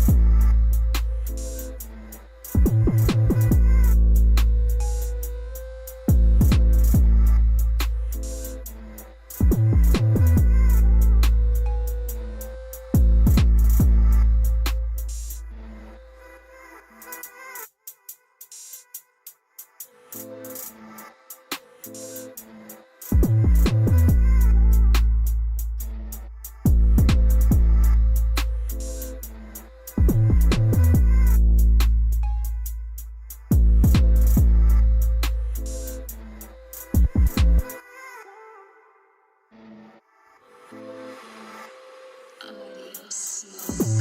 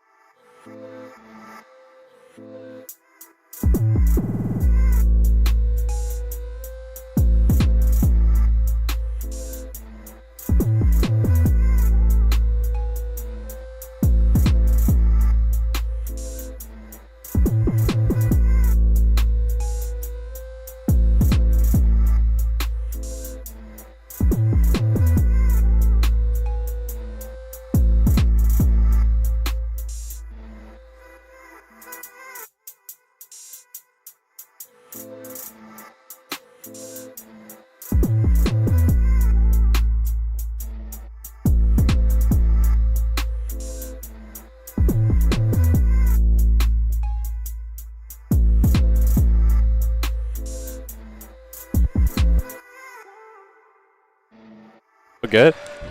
Okay, welcome back here, folks, to the Atlanta Canadian Showcase. I'm here with Ayla Williams. And Ayla, coming off a victory today, just talk about what this win means for you and the team. Obviously, you're playing against some of the best talent across the Maritime athletic profile, well, across the Maritimes. So what just has this experience been like for you so far? It's been a super fun experience. I love playing with the girls that I'm usually play against at the provincial tournaments and stuff. And I think the win today was really special for us because we lost our first game, but we came back harder and we won our next two. And I think by the end of it, we were just playing really well as a team. And when you talk about this experience for yourself and for your teammates, probably what's going to be the biggest lesson that you take away, or just what has it just been like overall just to get a chance to play against everyone like this at high level? Players that you're familiar with and also players that you're not so familiar with. I think a big lesson that I'm going to take away is just being able to play with anyone on the fly, and even though we didn't get much time to practice, just being able to play with anyone. And And before I let you go, Ayla, I guess moving forward, I guess there's a lot of aspects of this to learn for yourself and for your team moving forward. I guess you start to transition to high school ball in the next month or so. What are something that you could think just being able to adapt to learn things really quickly? Is this something that you can take as experience and apply to your own game? I think just being able to be a good teammate on and off the floor, even if I'm not playing, just cheering on my teammates on the bench and even on the floor too. Just being a good person. Yeah. Right, well, Ayla, I'm going to let you go. I appreciate you stopping by for the post-game interview. So Thank you. Go celebrate with the team. Appreciate it. So that's going to sign us off, and we'll be in tune for the next game, everybody. Thank you.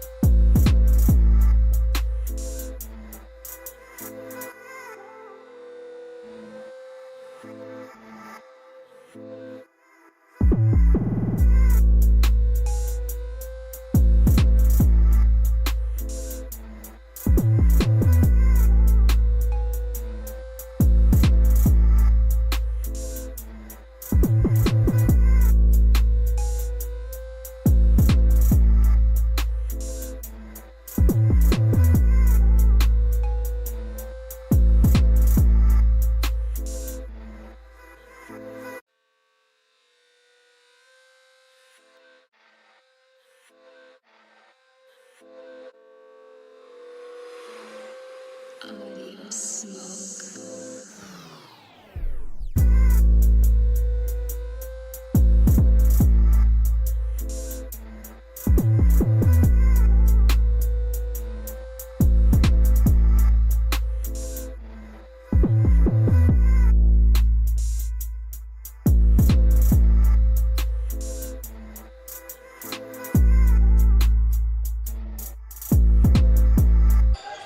And welcome back here, folks, to another Atlantic Canadian Showcase. This time we'll have two different teams, take Team D and Team B, playing against each other. Again, when we talk about Team D, it features players from, of course, Newfoundland, Nova Scotia, PEI, and New Brunswick. Of course, looking over at Team D first, you have number 15, Aaron Duty, number 261, Kia Simmons, number 6, Kate Spencer, number 4, Julia Giz, and number 64, Anna Keach. Number 139, Riley McCartney. Number 131, Molly Sankton. Number 12, Olivia McIntyre King. So that makes up and rounds out Team D. For Team B, we have number 4, Mia Maglor. Number 120, Lexi Moores. Number 81, Laura Pelvinov. And number 444, Peyton Phillips. And number 82, Luci Ezekofor. Number 16, Ella Fick. Number 11, Lauren Gillis. And number 36, Clarita Said. So that kind of rounds out the lineups for both Team D and Team B, as we'll highlight some of the players as match happens. Again, a couple players to note that I've been able to see here because I've called a few of the games for the provincial title last year for Nova Scotia at Horton High School where they hosted it. So a few names definitely jump off the screen, or at least jump off the page for me. But again, it's not only the Nova Scotian athletes, but we'll highlight, of course, some of the New Brunswick, Prince Edward Island, and, of course, Newfoundland players throughout the duration of this game. And again, you're watching this contest on Maritime Athletic Profiles YouTube channel, the live stream. Again, not the only game that is going on at the moment. Also have boys' games, respectively. You can also follow that on the YouTube live stream from Maritime Athletic Profiles.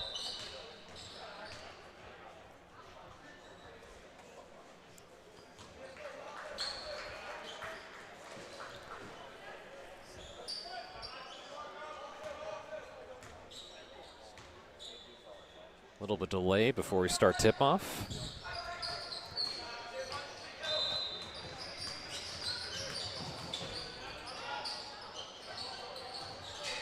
Initially going to be taken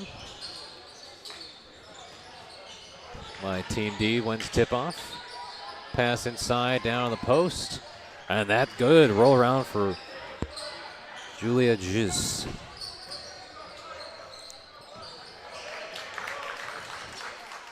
Good pass and feed inside. Just a little bit short.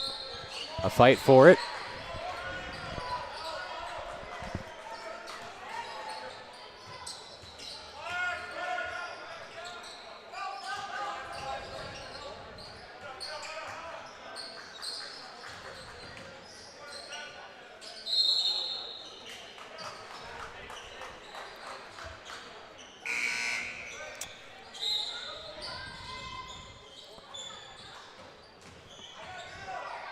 Maglor passes it to Moores. Moores with it. Turns around. Difficult acrobatic shot. And taken rebounded by Anna Keach. Passes it up ahead to Olivia McIntyre King.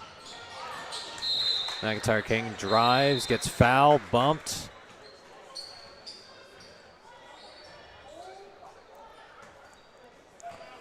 Well, that's free throws from McIntyre King. McIntyre King, originally from Port Williams, Nova Scotia, plays at Horton High School. Did participate in the Canada Games, won bronze and was an alternate on that team.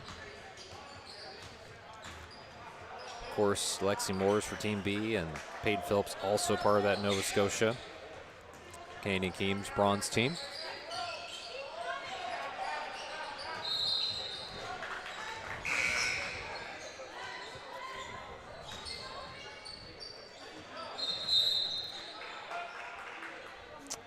And stepped out of bounds.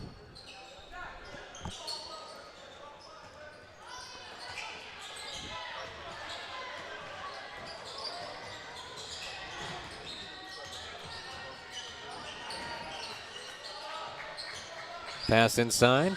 Lost for the moment.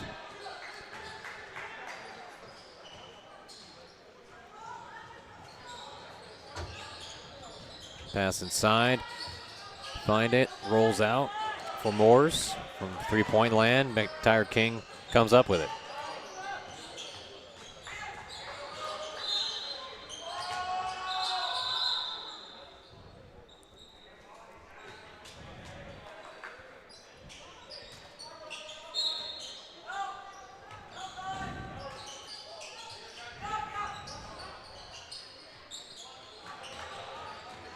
And here comes a drive, kick out to the corner.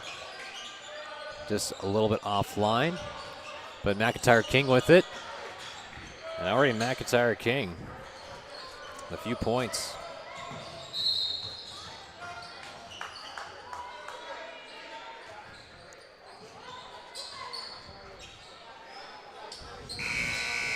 Already a 6-0 advantage in favor of Team D. And that's finally broken. Off the make.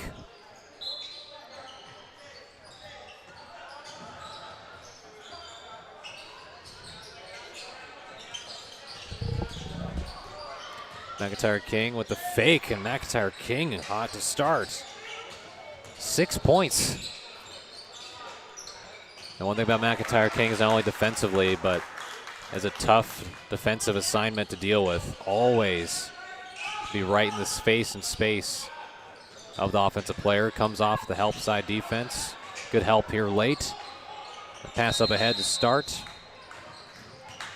As Giz had it for the moment, did open up the quarter scoring.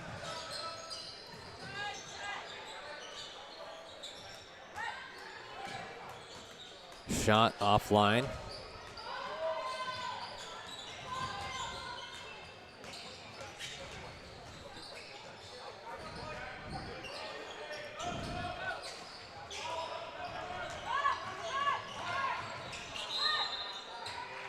And there's a nice shot. Count it. And one. None other than Molly Sankton. Molly Sankton is a player. As we'll see another chance of replay here. Just so tough to deal with. And already off to an incredible start.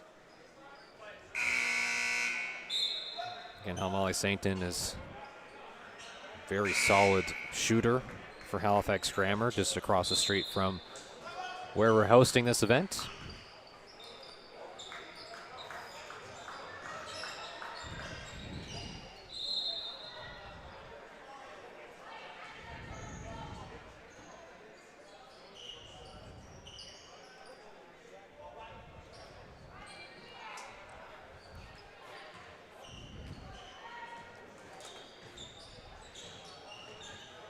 Sankton, the handoff to McIntyre King. McIntyre King with it. Loses the handle for it. A lot of pressure on the ball. As McIntyre King was trying to find Giz.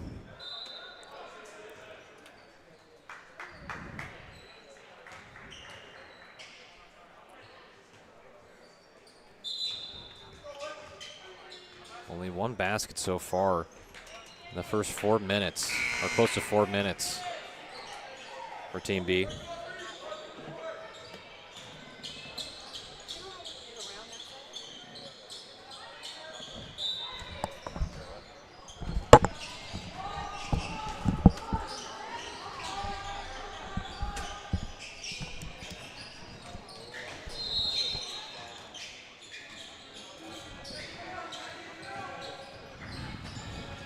Let's get another chance to look at the replay.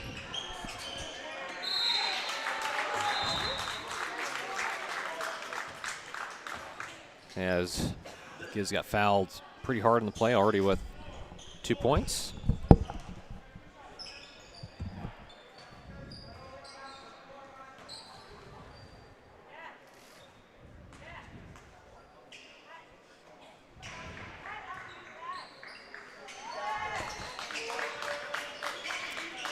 Again, Julia Giz from PEI goes to Colonial Gray. Was on the PEI Canadian Showcase.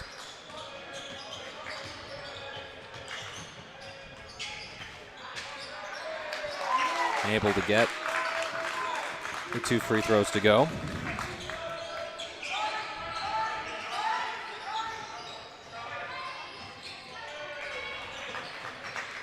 Good pass to set up, and unfortunate miss for Team B.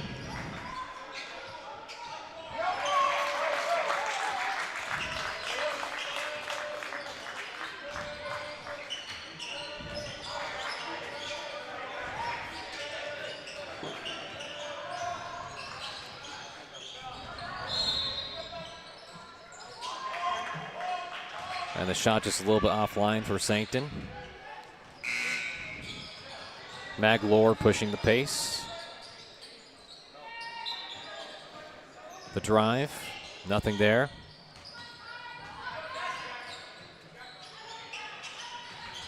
Trying to get it to Peyton Phillips. Peyton Phillips gets blocked at the top of it. Again, everything going very well for Team D at the moment.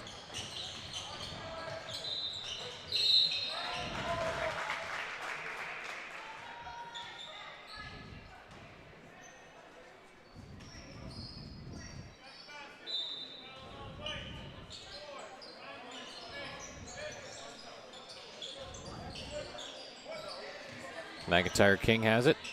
Gets the screen from Simmons.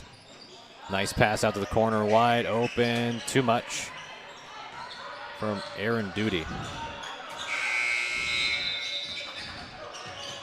And did not touch rim, so shot clock violation goes in favor of Team B.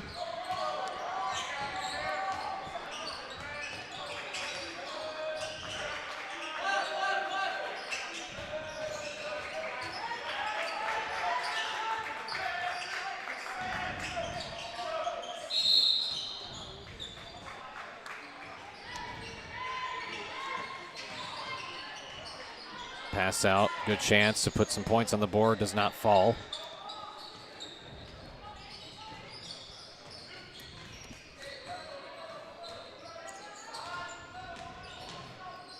Sancton, good spin move to try to create space, does not go. And trying to keep it in for the moment was El Flick.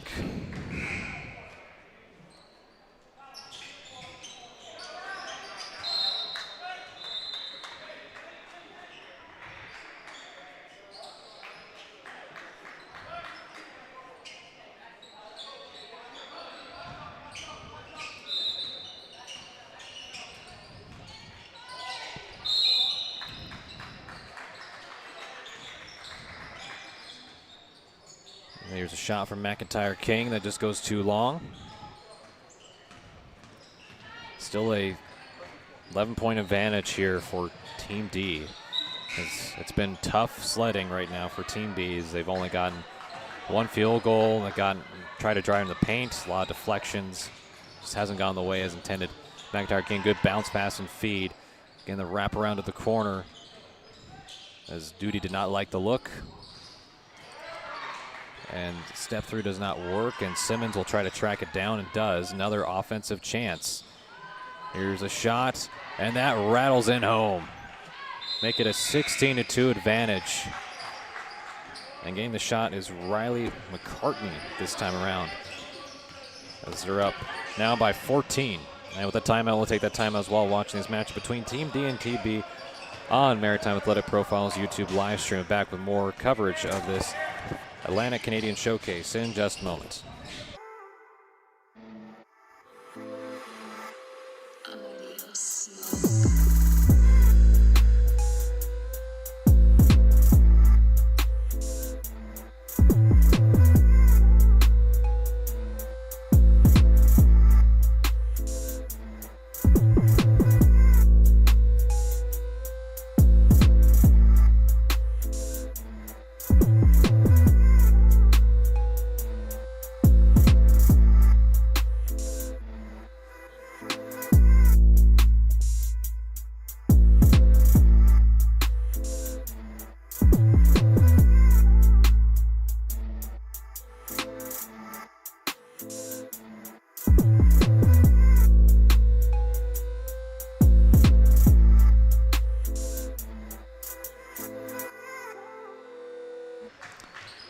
And welcome back here, folks. Just coming out of that timeout that was taken. A 16-2 lead in favor of Team D at the moment.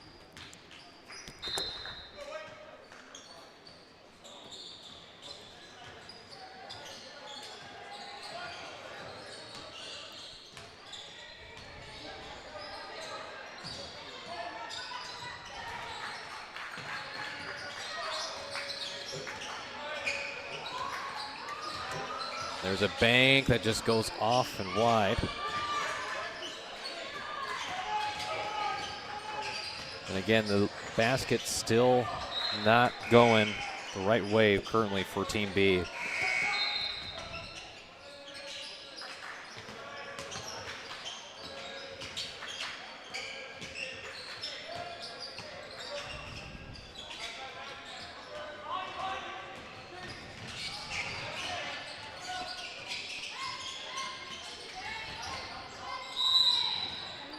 Moore's with it.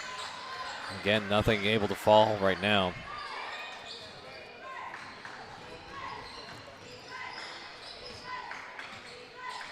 Quick handoff to Sankton. Sankton away in the screen. Ball movement has been crisp, but not there that time around as it goes out of bounds, and Team B will end up with it.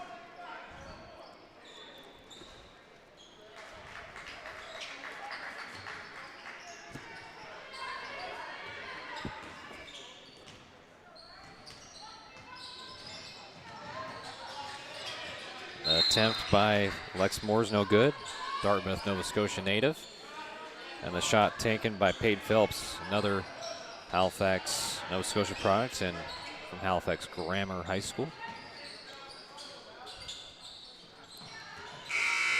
That just blocked. Shot attempted, reached by L. Flick from PEI.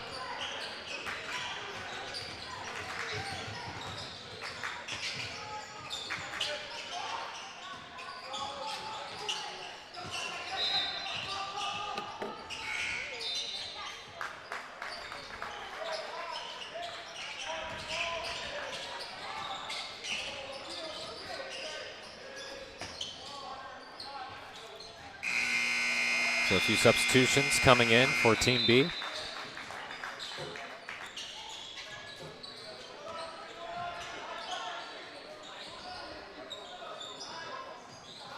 And that's a shot taken and just missed by Julia Giz.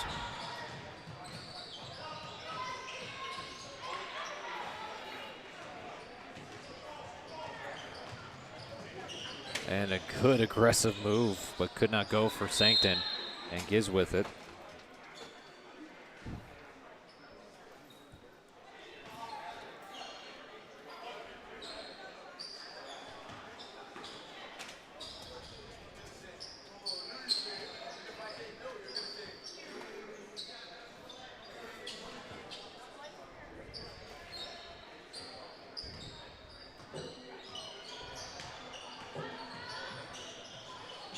Just too aggressive there from Mia McLaurin, local kid from Citadel High School.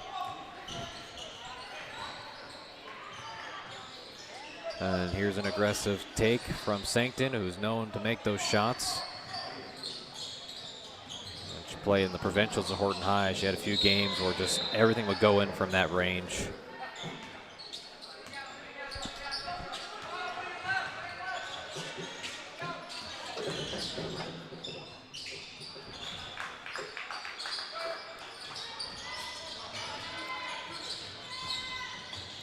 Here's a drive and fouled.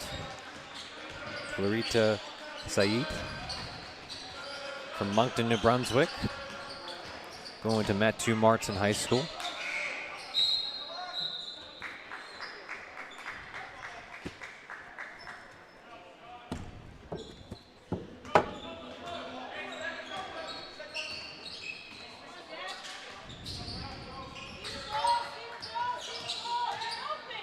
First one goes.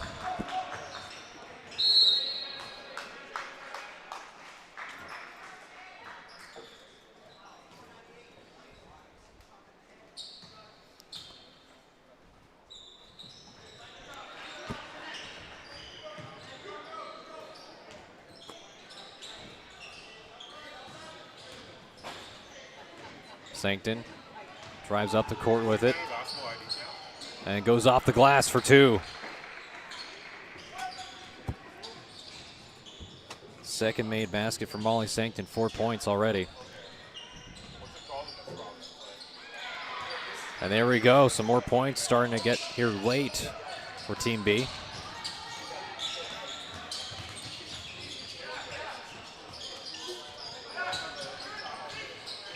McIntyre King trying to throw it up, can't get it. Maglore with it, up ahead. A 2-on-1 opportunity on the break. Fakes it, good move, and rattles in. Lauren Gillis. Nice little run to close it out. Can't get the shot off in time. But after a 16-2 lead at one point for Team D, at the moment, Team B made a little bit of a late run to cut into this deficit, as they're only down by a few. So we'll step aside here this first quarter, head into the second quarter, and conclude this first half. So don't go anywhere, folks. We still have a fun one here.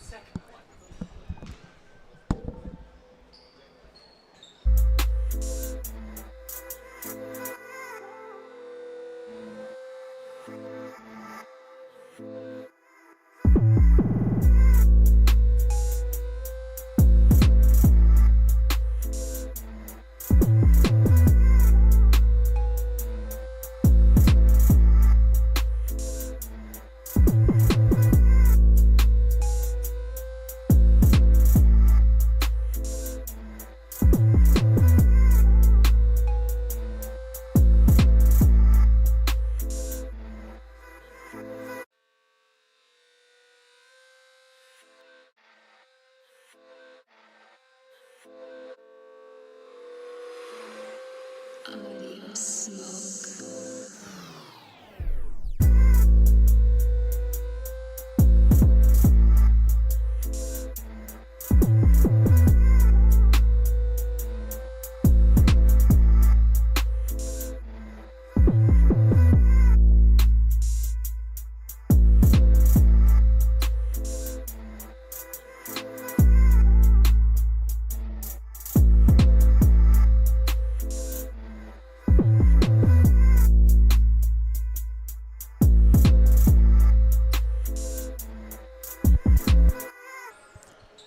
And welcome back here, folks,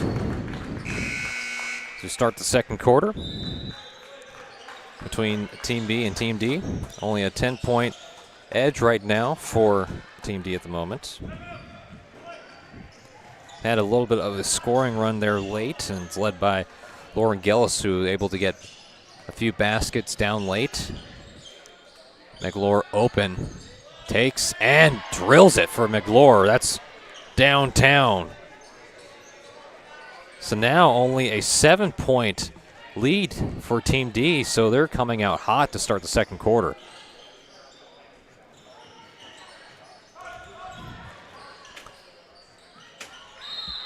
And Maglore able to draw a jump ball.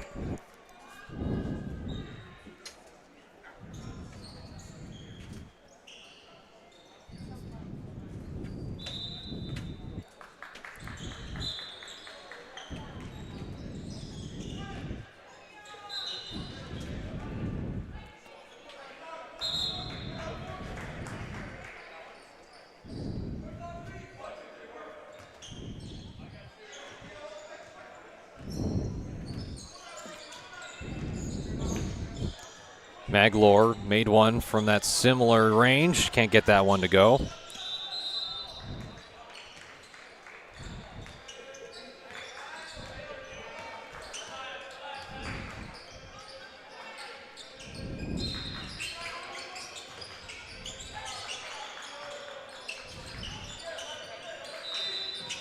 They're trying to find Lauren Gillis from St. John's, Newfoundland. Goes to St. Peter's Junior High. Was part of that Newfoundland Canada Games roster.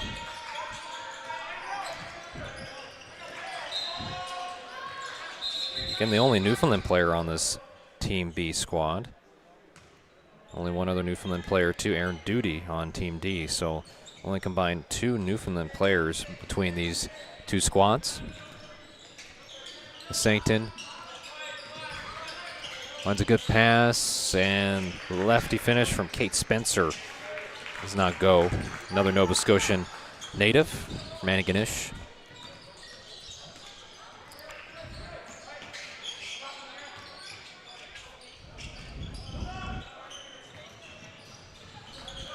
McIntyre King had a really good start to that first quarter. Along with Giz, as Giz gets fouled and will go to the free throw line for a few. Giz already perfect from the free throw line last trip.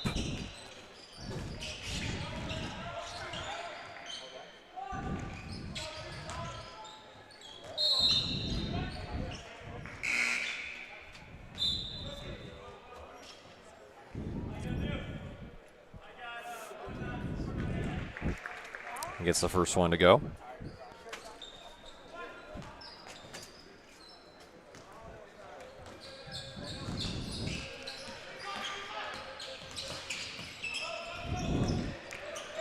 And perfect. 6 points now for Julia Giz.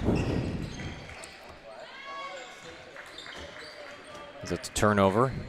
McIntyre King almost lost it too in the transition past half court. McIntyre King, what a move. Finish with the left hand. McIntyre King. Goodness sakes. 8 points in this first half. This can't be stopped. And then a foul picked up on the other end where Lexi Moores will have a chance to shoot a couple. Look at the replay of it here. Again, you saw that turnover that was forced. Well, still a foul there, but even before that. It was 18-8, now back up to 11 points instead of the 10.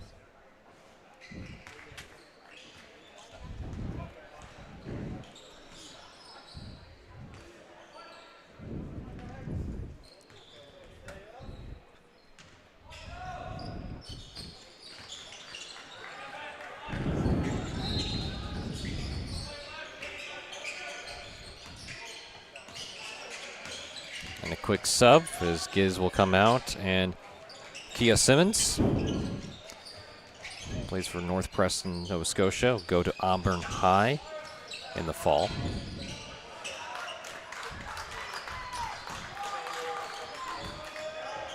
Tara King finds an open Sankton in the corner. That's good for Sankton. Drilling it. Sankton already with 7 points. This is an open shot and a good response, too. They answer the call. Unfortunately, we don't have that roster number or player on our sheet at the moment, but already with 5 points for number 49.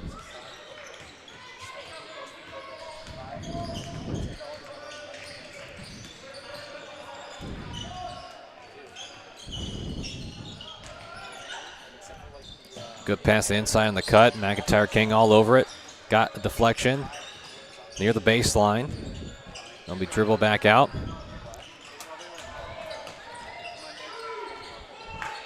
Drop pass inside. And the basket will be waved off. Shot clock violation went off.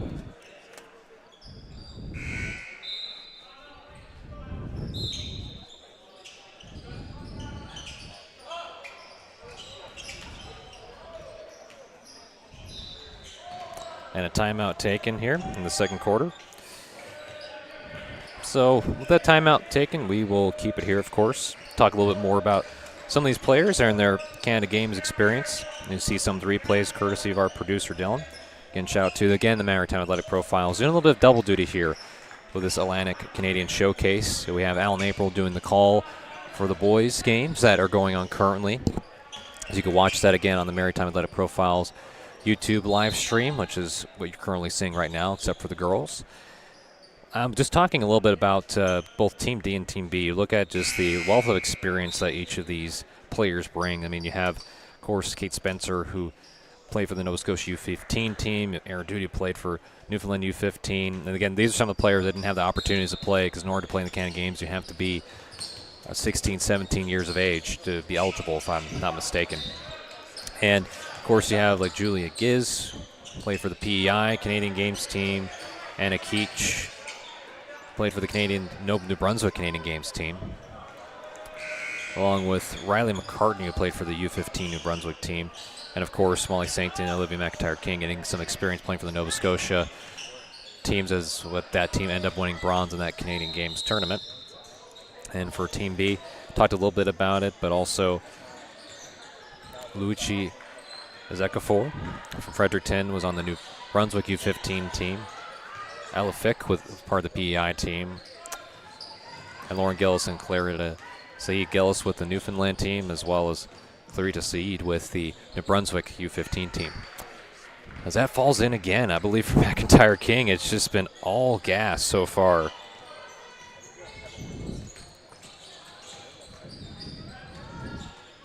And again, the scoring has been so much better so far for Team B, but Team D has really put it on this first half as McIntyre King trying to make the wise decision to find the cutting Sankton, but picked off and going the other way.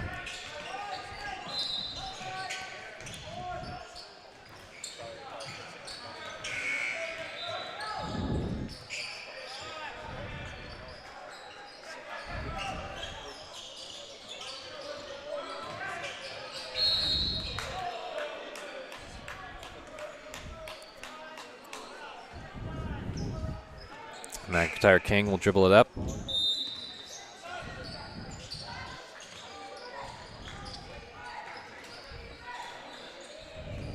And kept in play. Lost for the moment. Jump ball potentially as Zeed had it.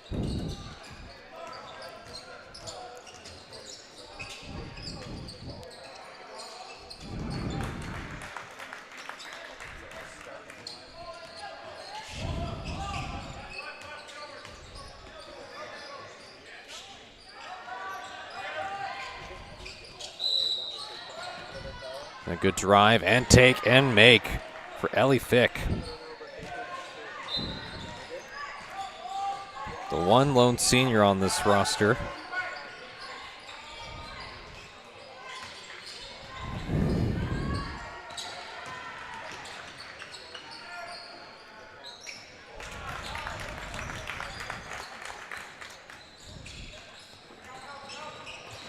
Flick with it. Quick pass up ahead. McIntyre King defending well against Clarita Seed.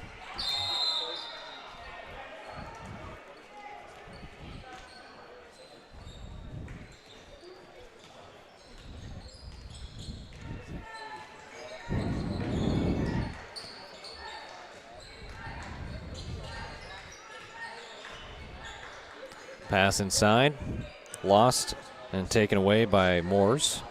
Moores with it, pass up ahead, and just too much from Flick.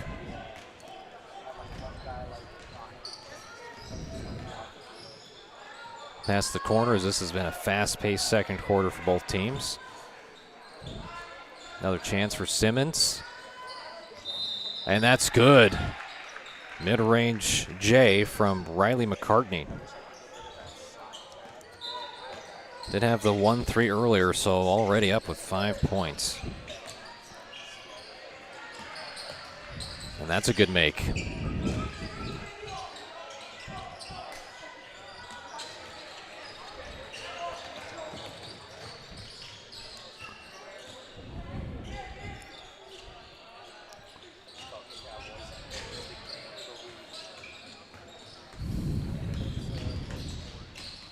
Simmons with it. And Simmons lose control of it on the way up and will still stay with Team D. We're going to have a chance to look at the replay here of it.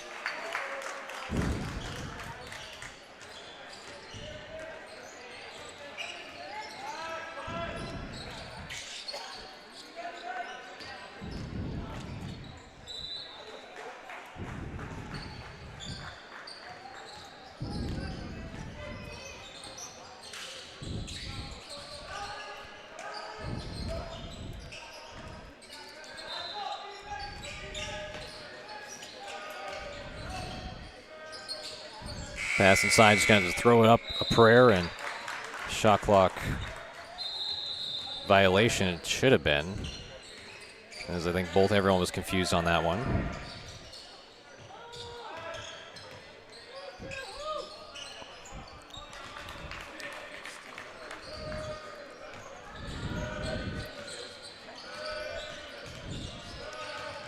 Phillips to Gillis. Gillis trying to navigate through it. Back to Maglor. Maglor.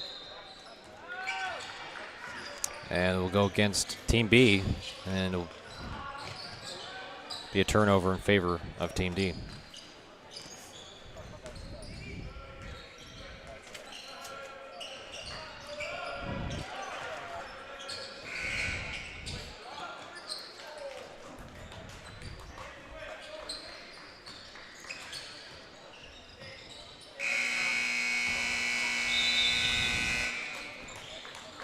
Sancton with it, trying to find Giz.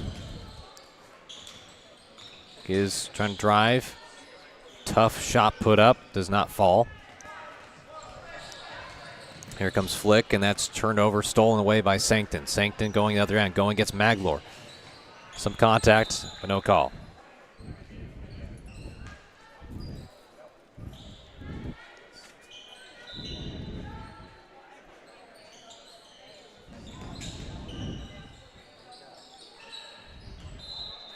And count it, and one opportunity for Julia Giz. What a performance so far Giz is having. We'll get another chance of replay too.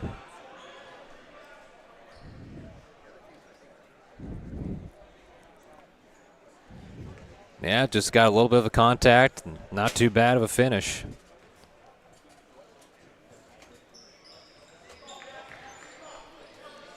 And that is 10 points now for Julia Giz. It's been doing most of the damage from the free throw line as well.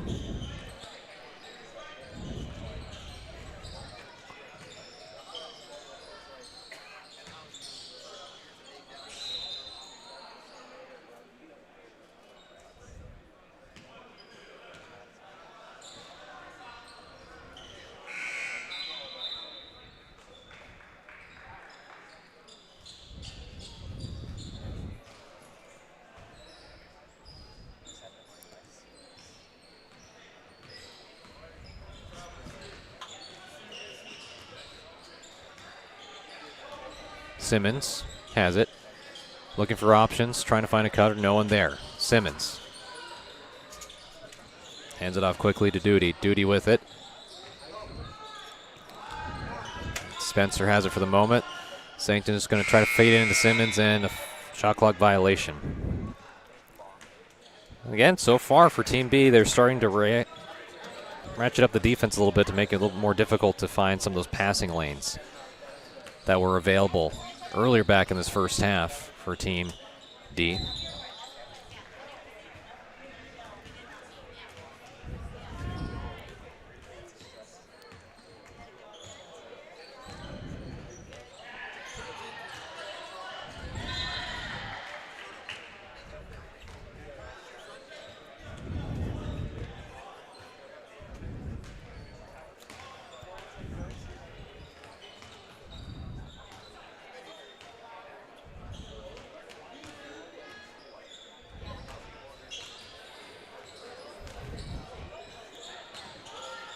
Shot taken by Gillis, no good.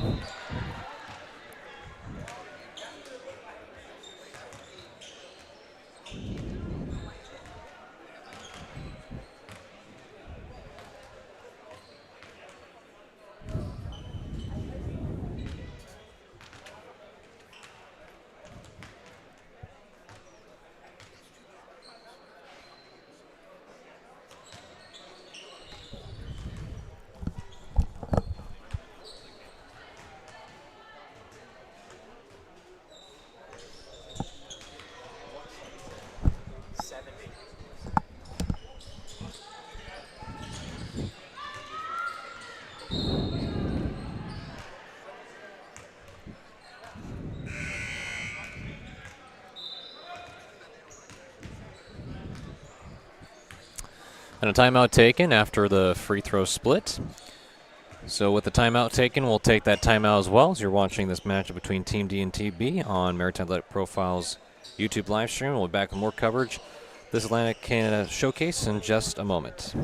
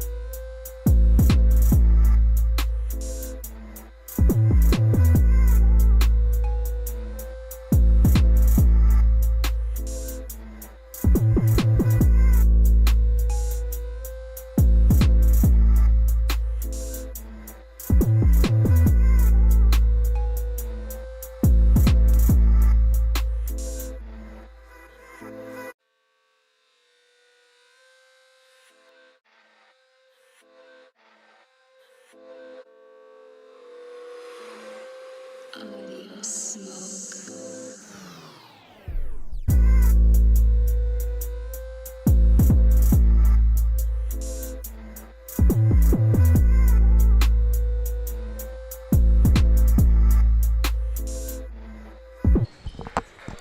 And we're back out of the timeout.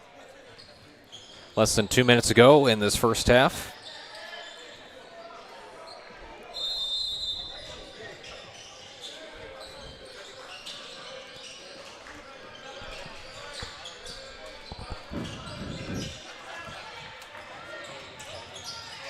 McIntyre King with the drive.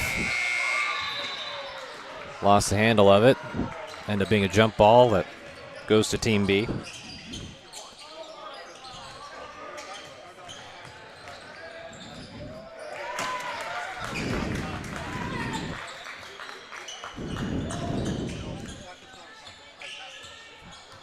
And that's good.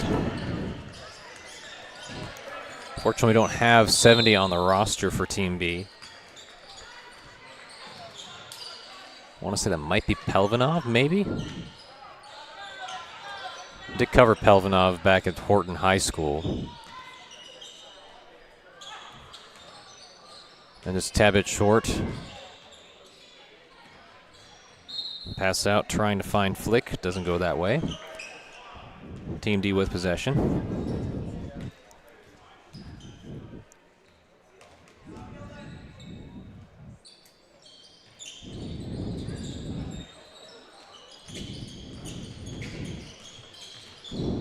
McIntyre King takes it up, whips a pass out of the corner. Great ball movement that finds Simmons. Simmons, the quick handoff back to Sankton. Sankton just a little bit off target. Simmons with another chance offensively. McIntyre King thought about the three. Near the baseline, drops it into Simmons. Simmons just misses it.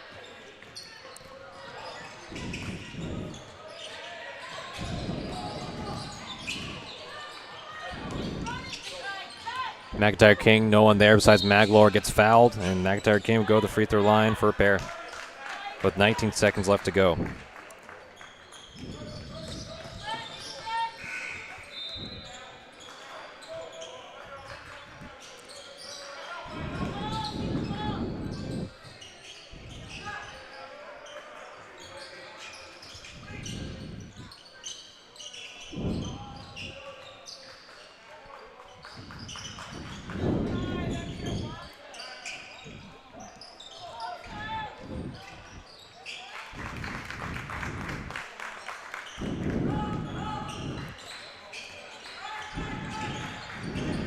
McIntyre gets the second one to go.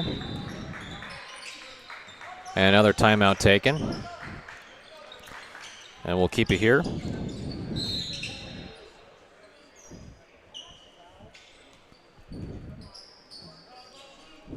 Again, another great opportunity. I've been able to talk with a few of the coaches before the start of the game for those tuning in. And one of the aspects of this showcase, which is really great, is being able to highlight 4 different provinces in the Maritimes: Nova Scotia, Prince Edward Island, New Brunswick, and Newfoundland. And one of the aspects when you compare to a lot of other provinces back out west is that there's just a lot of access to many talented athletes and being able to play at the club level, playing at the U level. So there's a lot of access, and there's sometimes an issue of that when you get to the Atlantic provinces of having that talent come together successfully. And that's been the whole point of just giving these young men and women a chance to showcase and highlight their skills and even help them prepare for the upcoming season. And again, a lot of these 2 coaches that are getting chances to coach, a lot of them are assistant coaches at the youth sports level that are getting chances to become head coaches here, working with a lot of these talented athletes. And it really shows the mental flexibility you have to have as a coach, because you're dealing with teams quickly and you don't have much time to look at tape. And so you have to run the sets you think are going to work well, types of defenses you want to present to the offense. Particular players getting hot, how do you slow them down? So there's just a lot of coaching adjustments that have to go, so it's a great opportunity for the players and for the coaches to learn together on the fly. It's Maglor holding, trying to hold for last possession, and that's stolen away. He is with it, 3 seconds left, 2 seconds. He is just going to have to heave it up, and it just comes up short.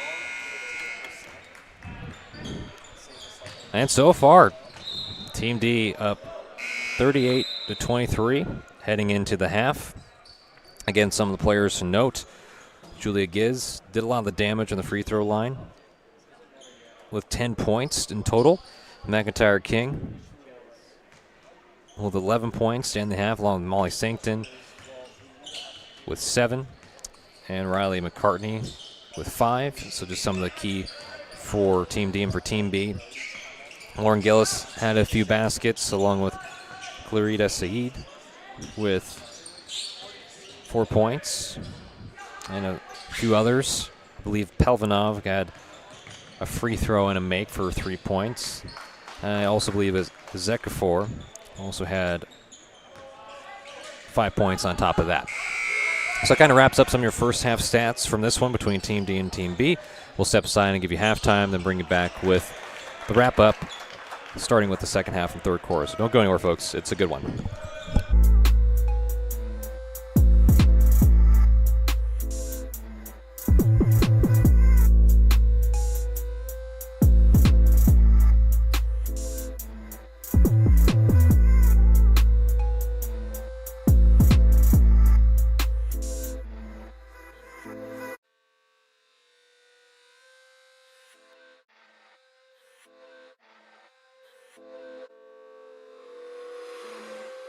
Audio smoke.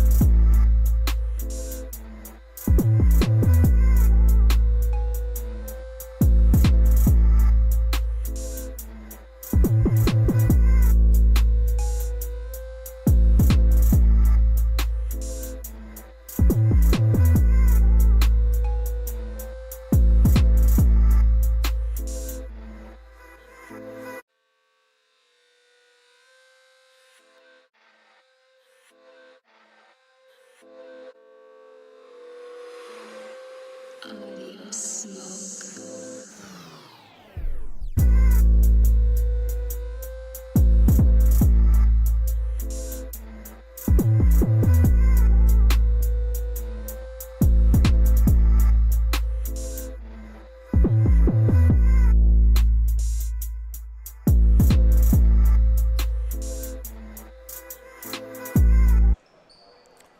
And welcome back here, folks, to the second half of action between Team D and Team B for the girls basketball edition for the Atlantic Canada Showcase. Myself, Connor McKinnon, giving you play-by-play commentary for this one.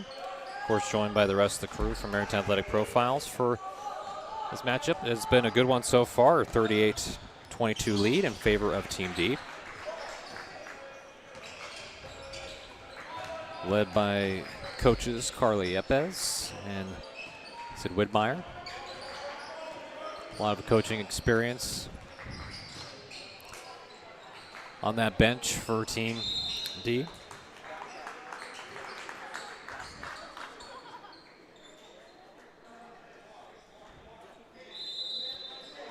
And Lexi Moores to throw it in.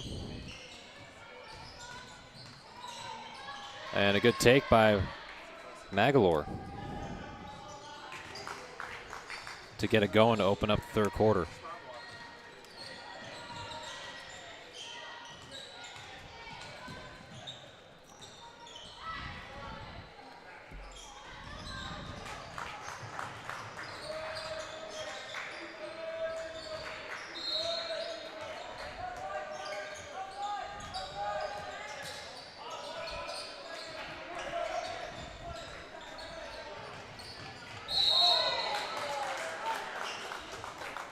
Inbound pass. It's to Keach. Right back to Sankton.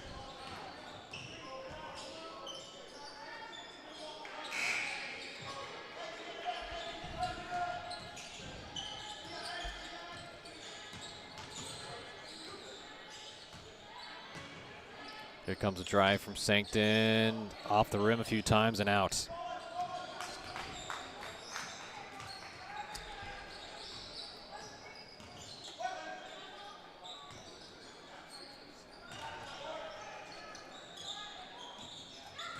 Here's a drive. Good kick for Gillis, and that is good for Gillis. Gillis in spurts has had a few baskets for Team B and have come in at big times. And it almost cuts his deficit down underneath 10 points. They're only leading by 11, Team D. Sankton misfires.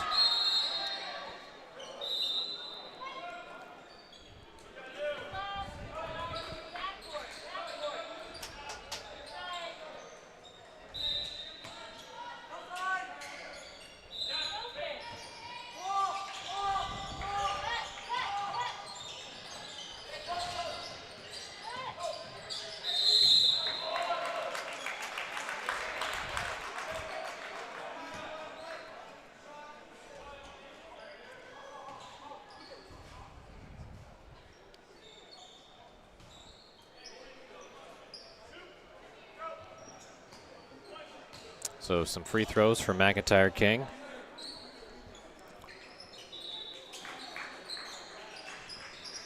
Already with 11 points in that first half.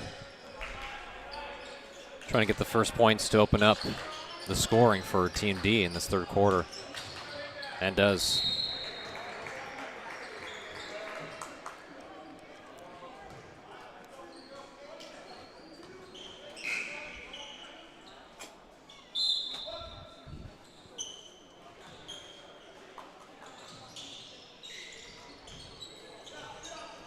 As the second one rolls out, but another chance, and put back in by Giz.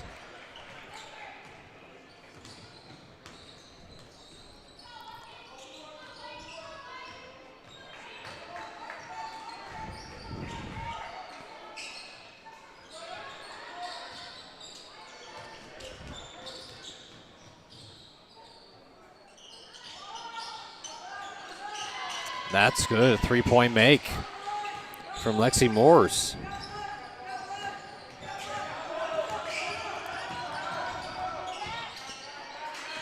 And a good response right back by Team D.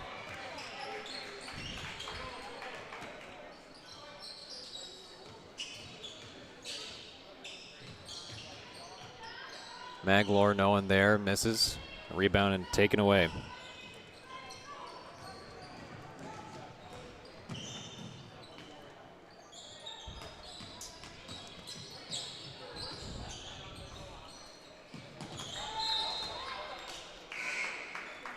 Lost the handle out of bounds. We'll go to Team B.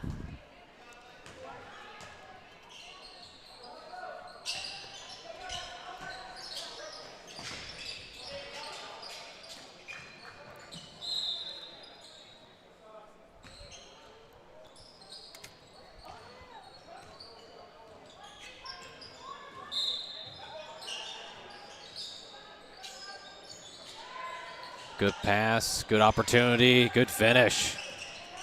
I want to say that was Pelvanov with that make, even though we don't have the confirmed roster jersey number.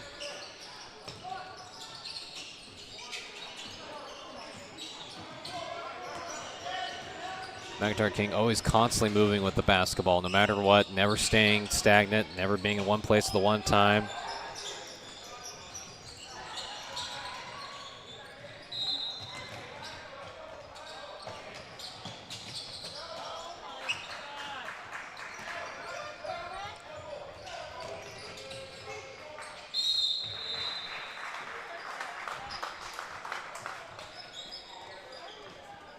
Magalore has it near the top of the key, drives, trying to get through all of that. Almost lost it for the moment. Just going to be taken by Pelvanov, trying to go bank with it, can't. McIntyre King trying to go all the way, hits the bottom of the rim on the layup attempt.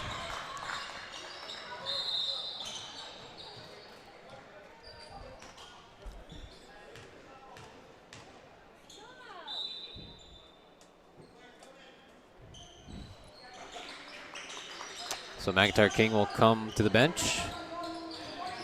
Aaron Duty out in the game for Team D.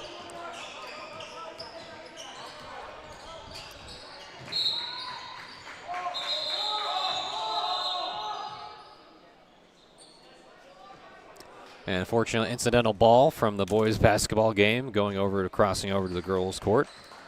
They will have to reset.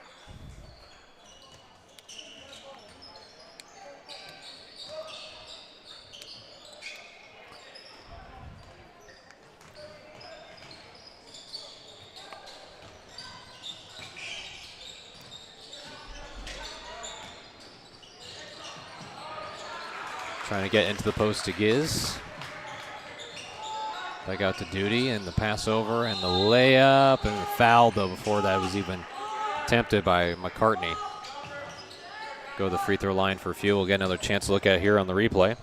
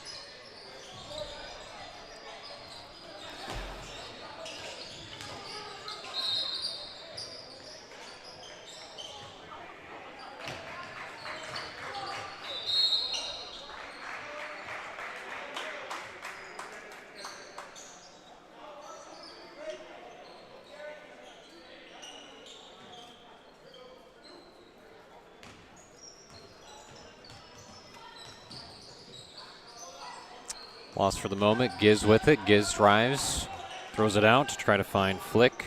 Check that Spencer. Back to Duty. Neither team so far in this third quarter has really been able to establish who's dominant. Of course, Team D with a significant lead. Need a little bit more here from Ms. Gillis. Music gets her own miss. Tries to put it back up. Can't. Phillips trying to get it. Can't. Sankton finally with it.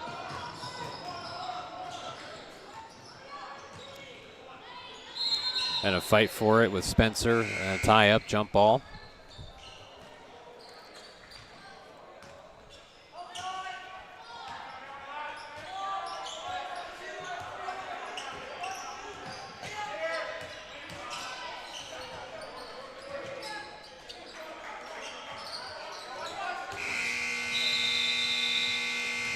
Gillis waits a screen from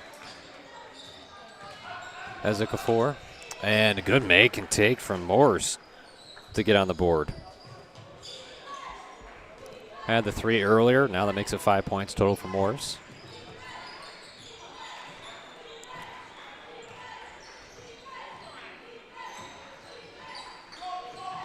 McIntyre King back into the game, being checked out briefly.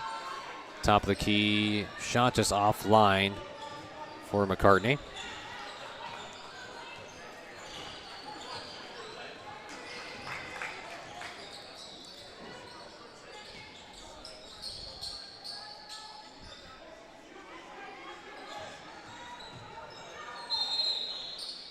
And foul call.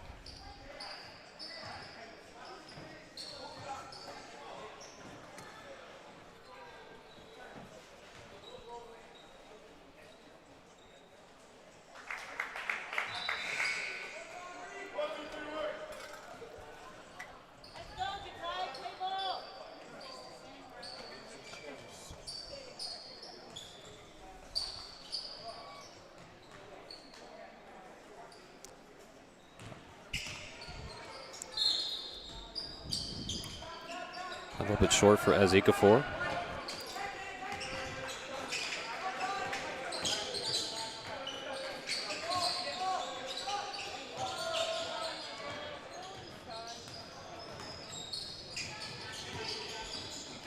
Simmons trying to get the screen from McCartney.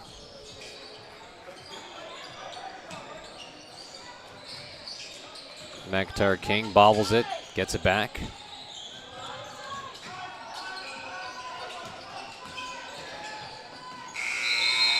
And a shot clock violation.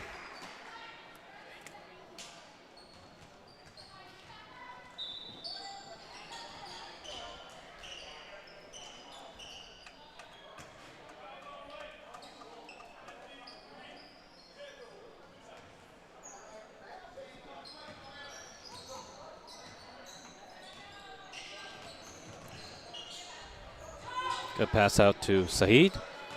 Just misses it off the pass from Maglor. They still have another chance for a second chance opportunity points. And both fighting for it. Another jump ball. Approaching less than 3 minutes to go in this third quarter before we transition to the fourth and final quarter.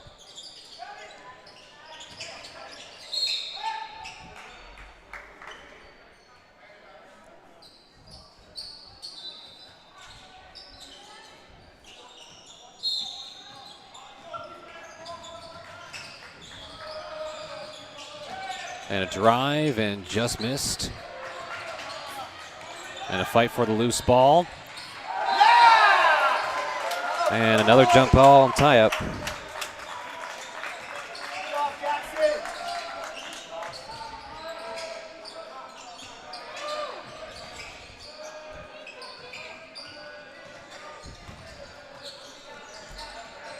Saeed with it. Tries to drive against Simmons, and Simmons commits the foul.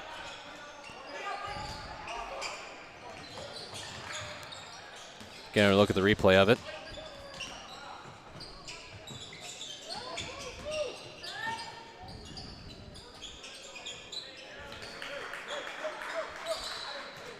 First one goes for Saeed. Already was perfect the last time at the free throw line.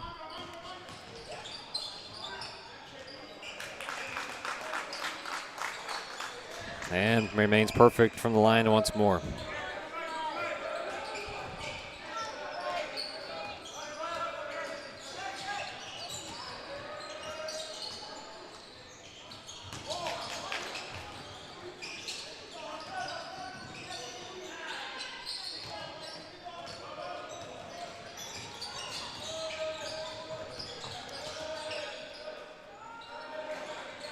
And again, the lid's been on the basket for both teams for the majority of this quarter.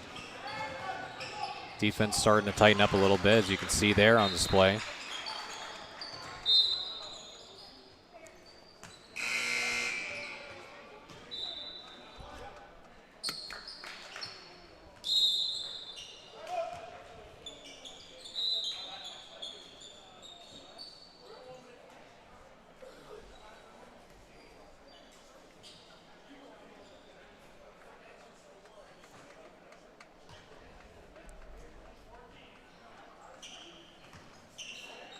Simmons.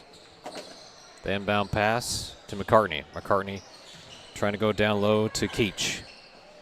Keach back to Simmons and the corner. Simmons trying to make a move. He's back to McCartney. McCartney using the lefty. Does not get that to go. Saheed now on the break. And a charging foul against Saheed as McIntyre King takes it right on the chin.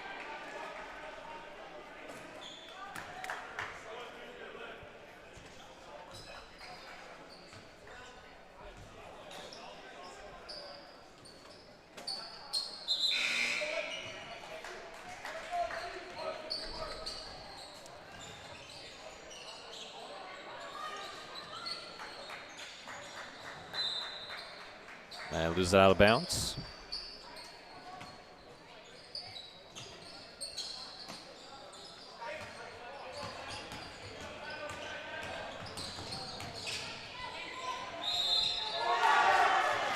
Magloire gets blocked at the top by McCartney.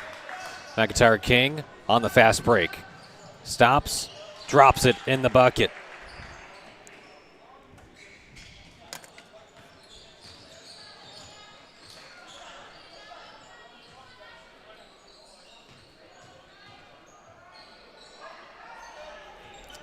Another defensive stop now.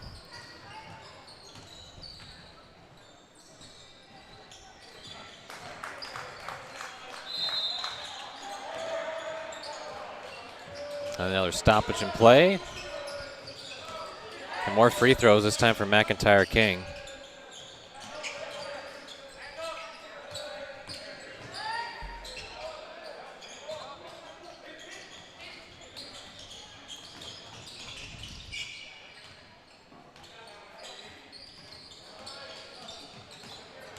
First one goes for McIntyre King.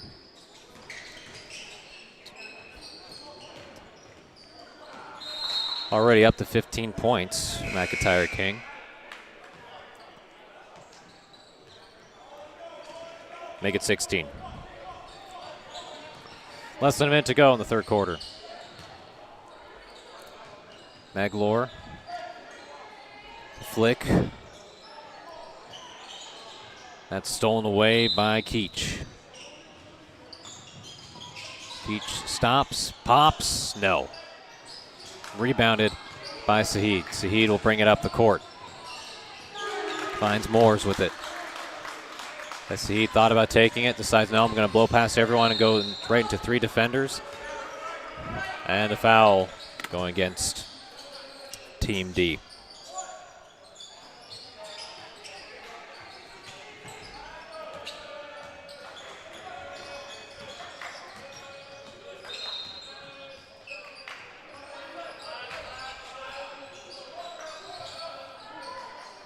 And shot just a little bit offline for Saheed. Not much time left trying to find Simmons that goes out of bounds. And we'll have Team B able to hold for the last possession of the third quarter, if they want to.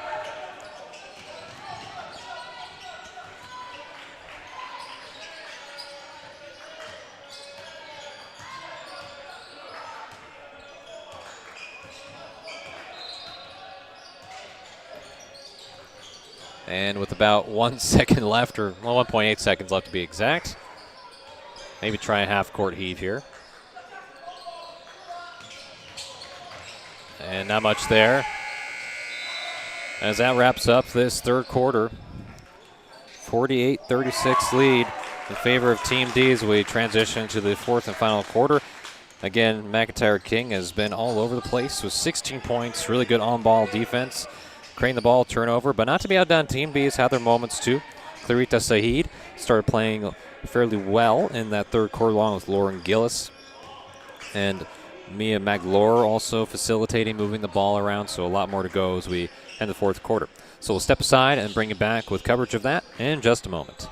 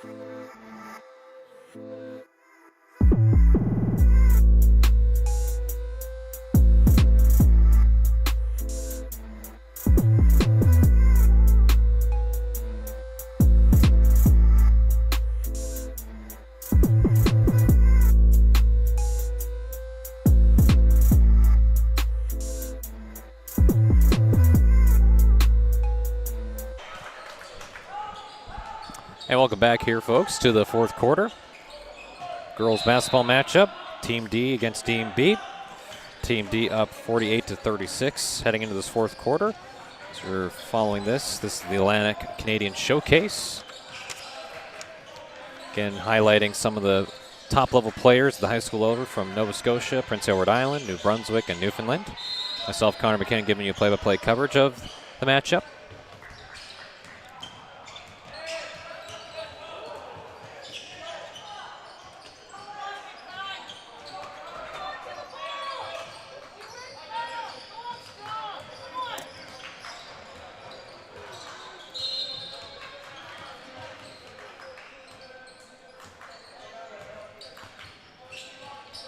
Again, to start early on in this fourth quarter, some free throws from Maglore.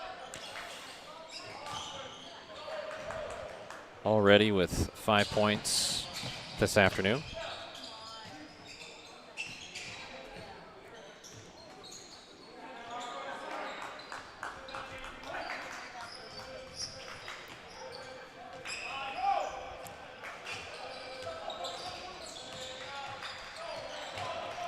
And gets both of them to fall.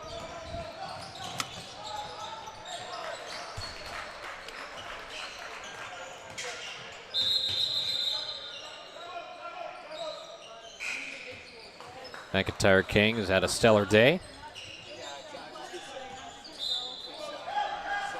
I was trying to find Giz, who also has been an impact player.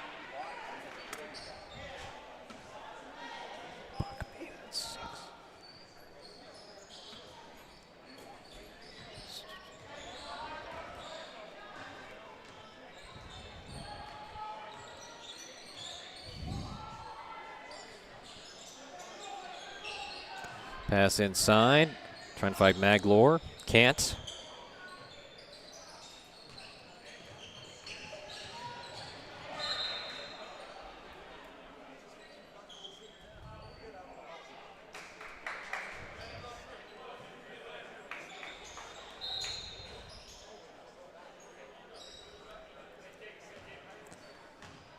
We'll take the inbound pass. And they get it into Giz.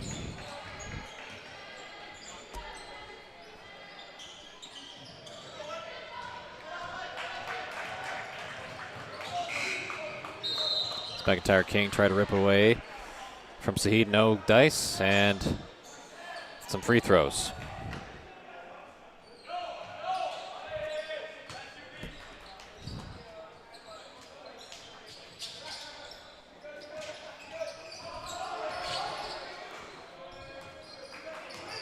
That has been Sahid's bread and butter. Perfect 4 of 4, now 5 of 5.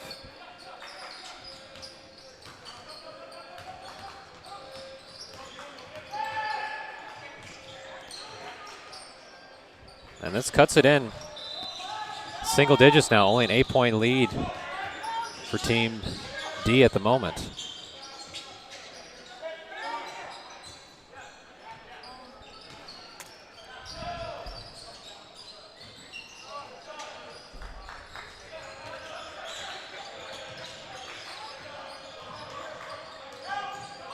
The pass up ahead, trying to get to Sankton. The kick, no good, but the drive goes in. What a move from Spencer. Get the first 2 points of the afternoon.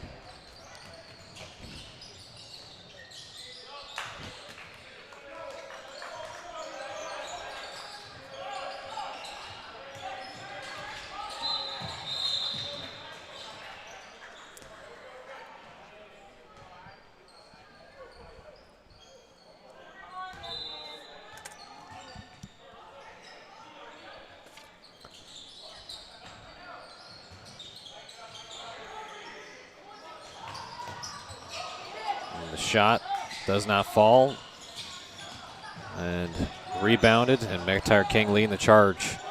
And that's too easy for McIntyre King.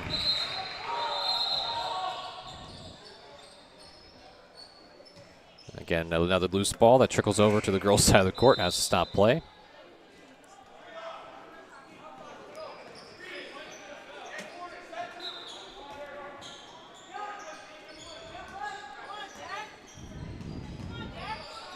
So McIntyre King at least 18 points so he can count for at the moment.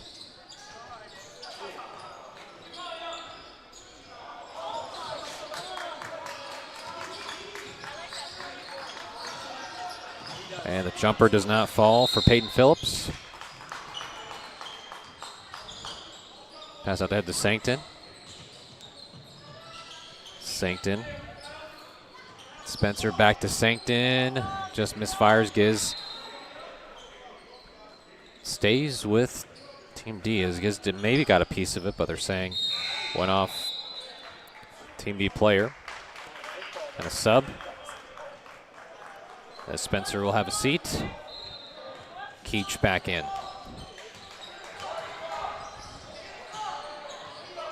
McIntyre King, step back jumper, no.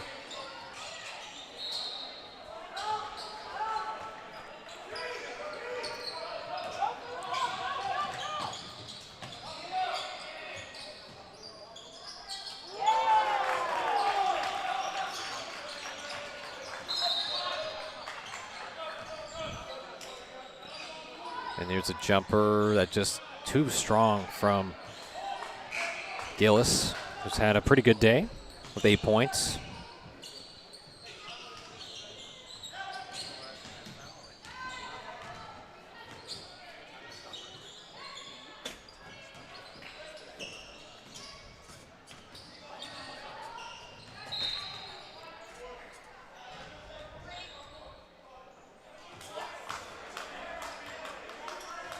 Maglor will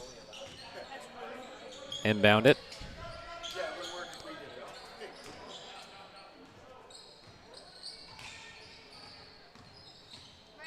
Maglor gives it back to Gillis. Gillis trying to go inside the paint and lost it. Another steal. Again, this defense for Team D has been tough to go against as Keach cutting, tries to go off glass, can't get it to go. Is there for the moment, try to get the offensive putback, does not. Another corner opportunity. And Giz, another opportunity. This is about the fourth time they got it, count it, and one for Julia Giz. Well, look at the replay. This goes to show just how much effort can make that much difference in a game. And you're seeing that from Giz. It might be player of the game that we talked to at the end of this broadcast. Just been tremendous so far for Team D.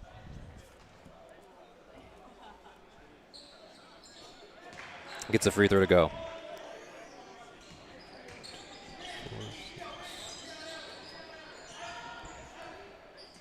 "17 points, I believe I can count for Julia Giz.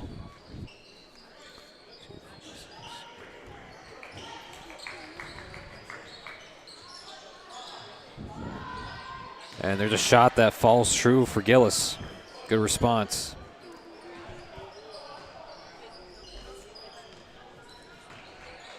It was an 8-point game at one point when it was 48-40 in favor of Team D. So Team D for a moment cut into single digits. And Giz gets that to fall again.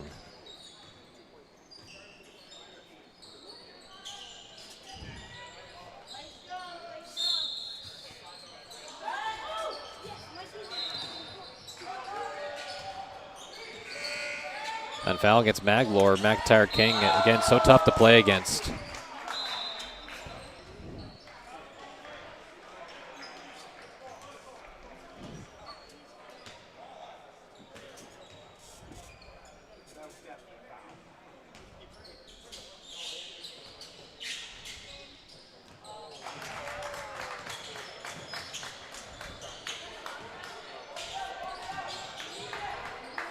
Kick out to the corner. A try just comes up short for Keach. Followed up by Giz once again. Giz has been unbelievable here down the stretch. 3-point shot tempted. Maglor able to clean up the mess as Phillips can't connect. But Maglor gets fouled. Give them a chance to look at the replay of it. As you see, Phillips just slightly off target, that 3-point. Maglor there just got hit from behind by Simmons and go to the charity stripe for two.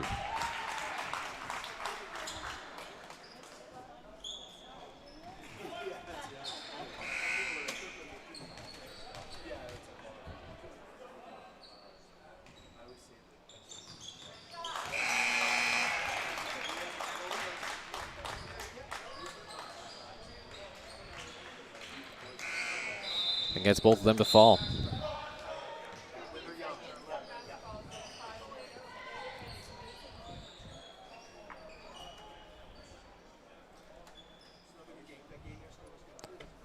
Again, we'll have a timeout. So with the timeout taken, we'll take that timeout as well. As again, you're watching this match between Team D and Team B.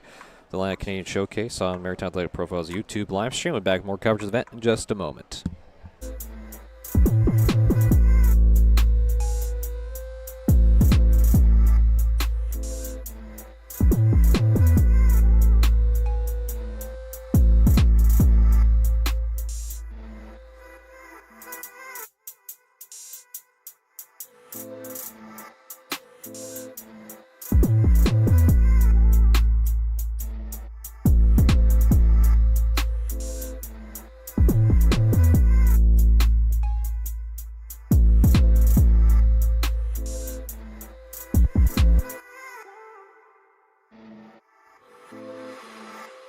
Audio smoke.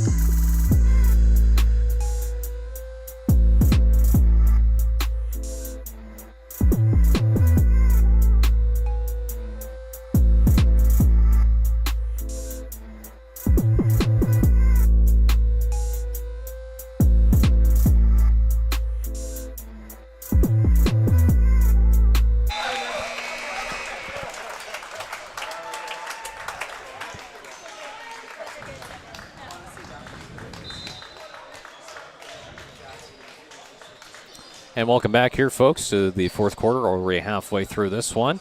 59-44 lead in favor of Team D, led by coach staff, featuring Sid Widmeyer and Carly Yepes.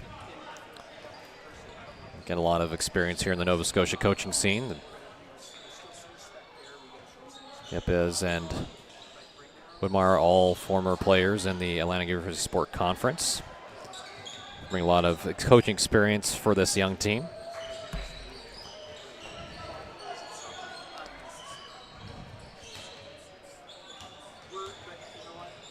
McIntyre King will have to come back for it. Goes up.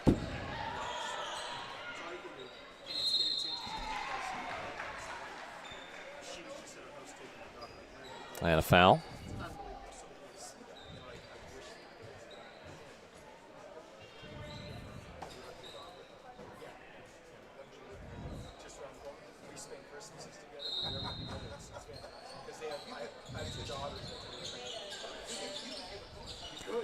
In the corner.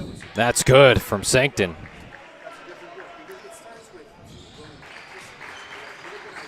Second made three-pointer for Sancton today.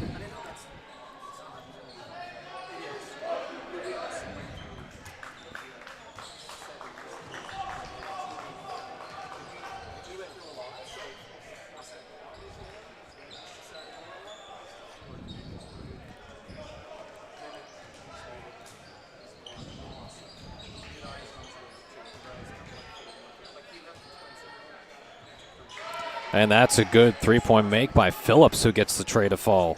First one, first field goal, good.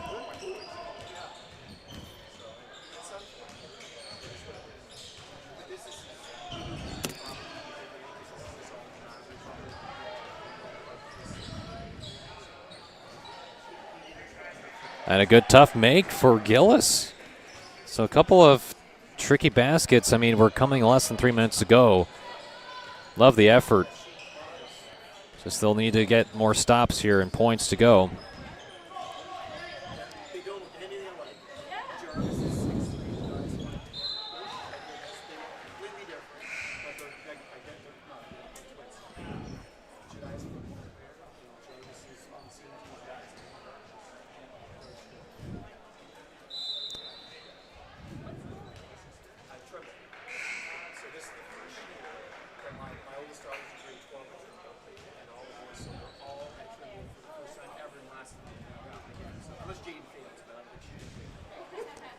Giz back to the free throw line again. First miss from the line all game long.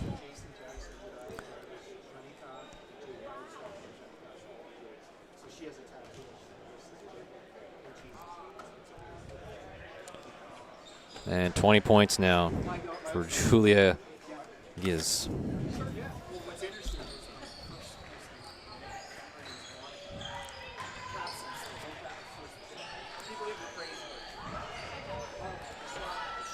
Another take for Phillips. Short. McIntyre King with it.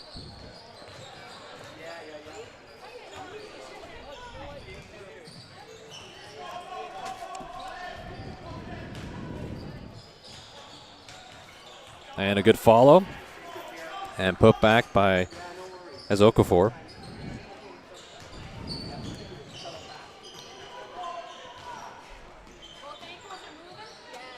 A good physical move from Giz. It just comes up a little bit short.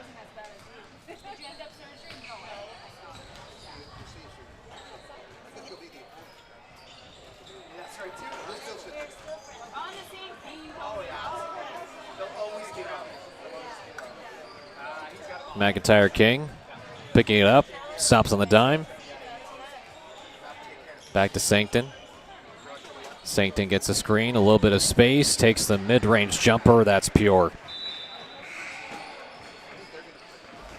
And a timeout called and taken on the floor, so we'll take that timeout as well. Again, watching this Atlantic Canada showcase on the Maritime Athletic Profiles YouTube live stream. Back with more of this girls match between Team D and Team B in just a moment.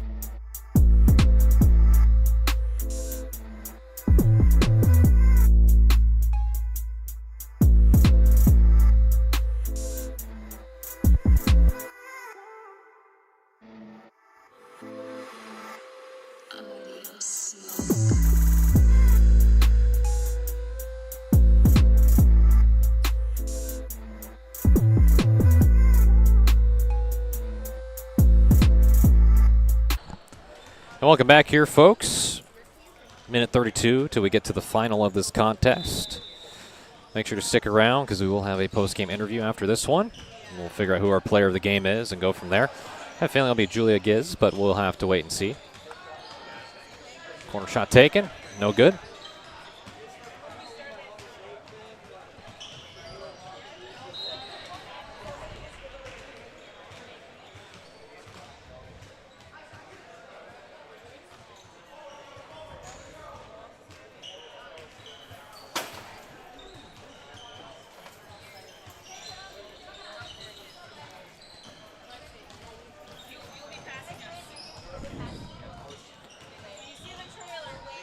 Another chance and a pull from Sankton. That's good.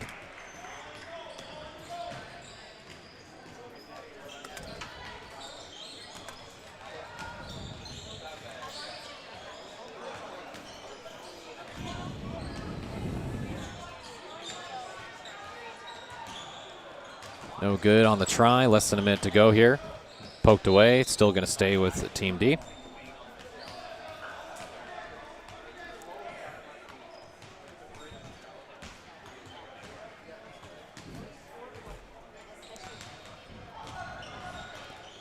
Pass up ahead to McIntyre King, a stellar game. Loses control of it for the moment. Maglore with it. Runner. Back iron, no. Shot taken. Julia Giz slows it down, decides to go all the way with it, gets fouled, and they go to the free throw line for two.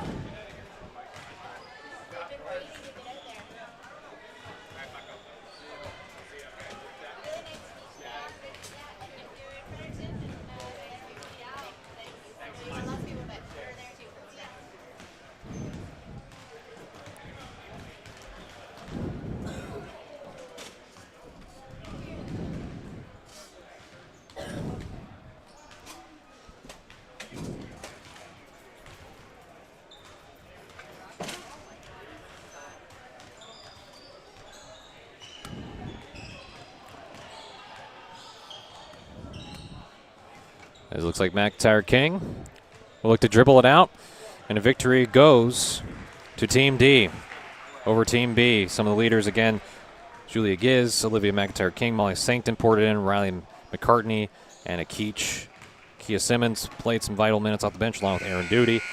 So those are a few players I mentioned. And for Team B, of course, Mia McLure really pushing the pace, offensively orchestrating it.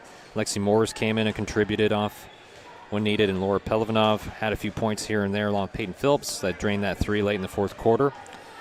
And Luigi Zekafor had a solid outing too, playing well defensively as well as adding a few points on the board. Elle Flick came in strategically and helped here and there on both ends of the floor. Lauren Gillis also had a really good game point production-wise, along with Clarida Sadi, who also did a lot of the damage from the free throw line. So we will stick around here and grab a post-game interview before we sign it off and conclude it. So make sure to stick around, folks, as we still have more coverage of this Atlanta Canadian Showcase in just a moment.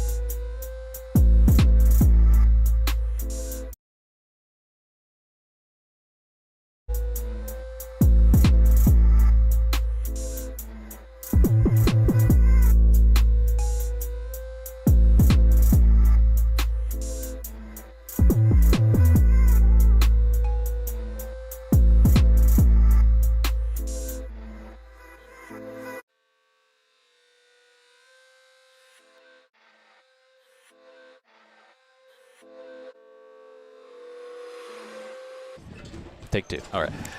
Welcome back here with Julie Giz post-game. Julie, just want to talk about your performance today. Tough performance today. You did really well scoring and getting extra possessions for the team. Just how did it feel being out there today competing? It felt really fun. I love competing with people that are like all across. Yep. It's so like good to work with all other talented players and just trying to do the best for my team so that we can do the best performance that we can.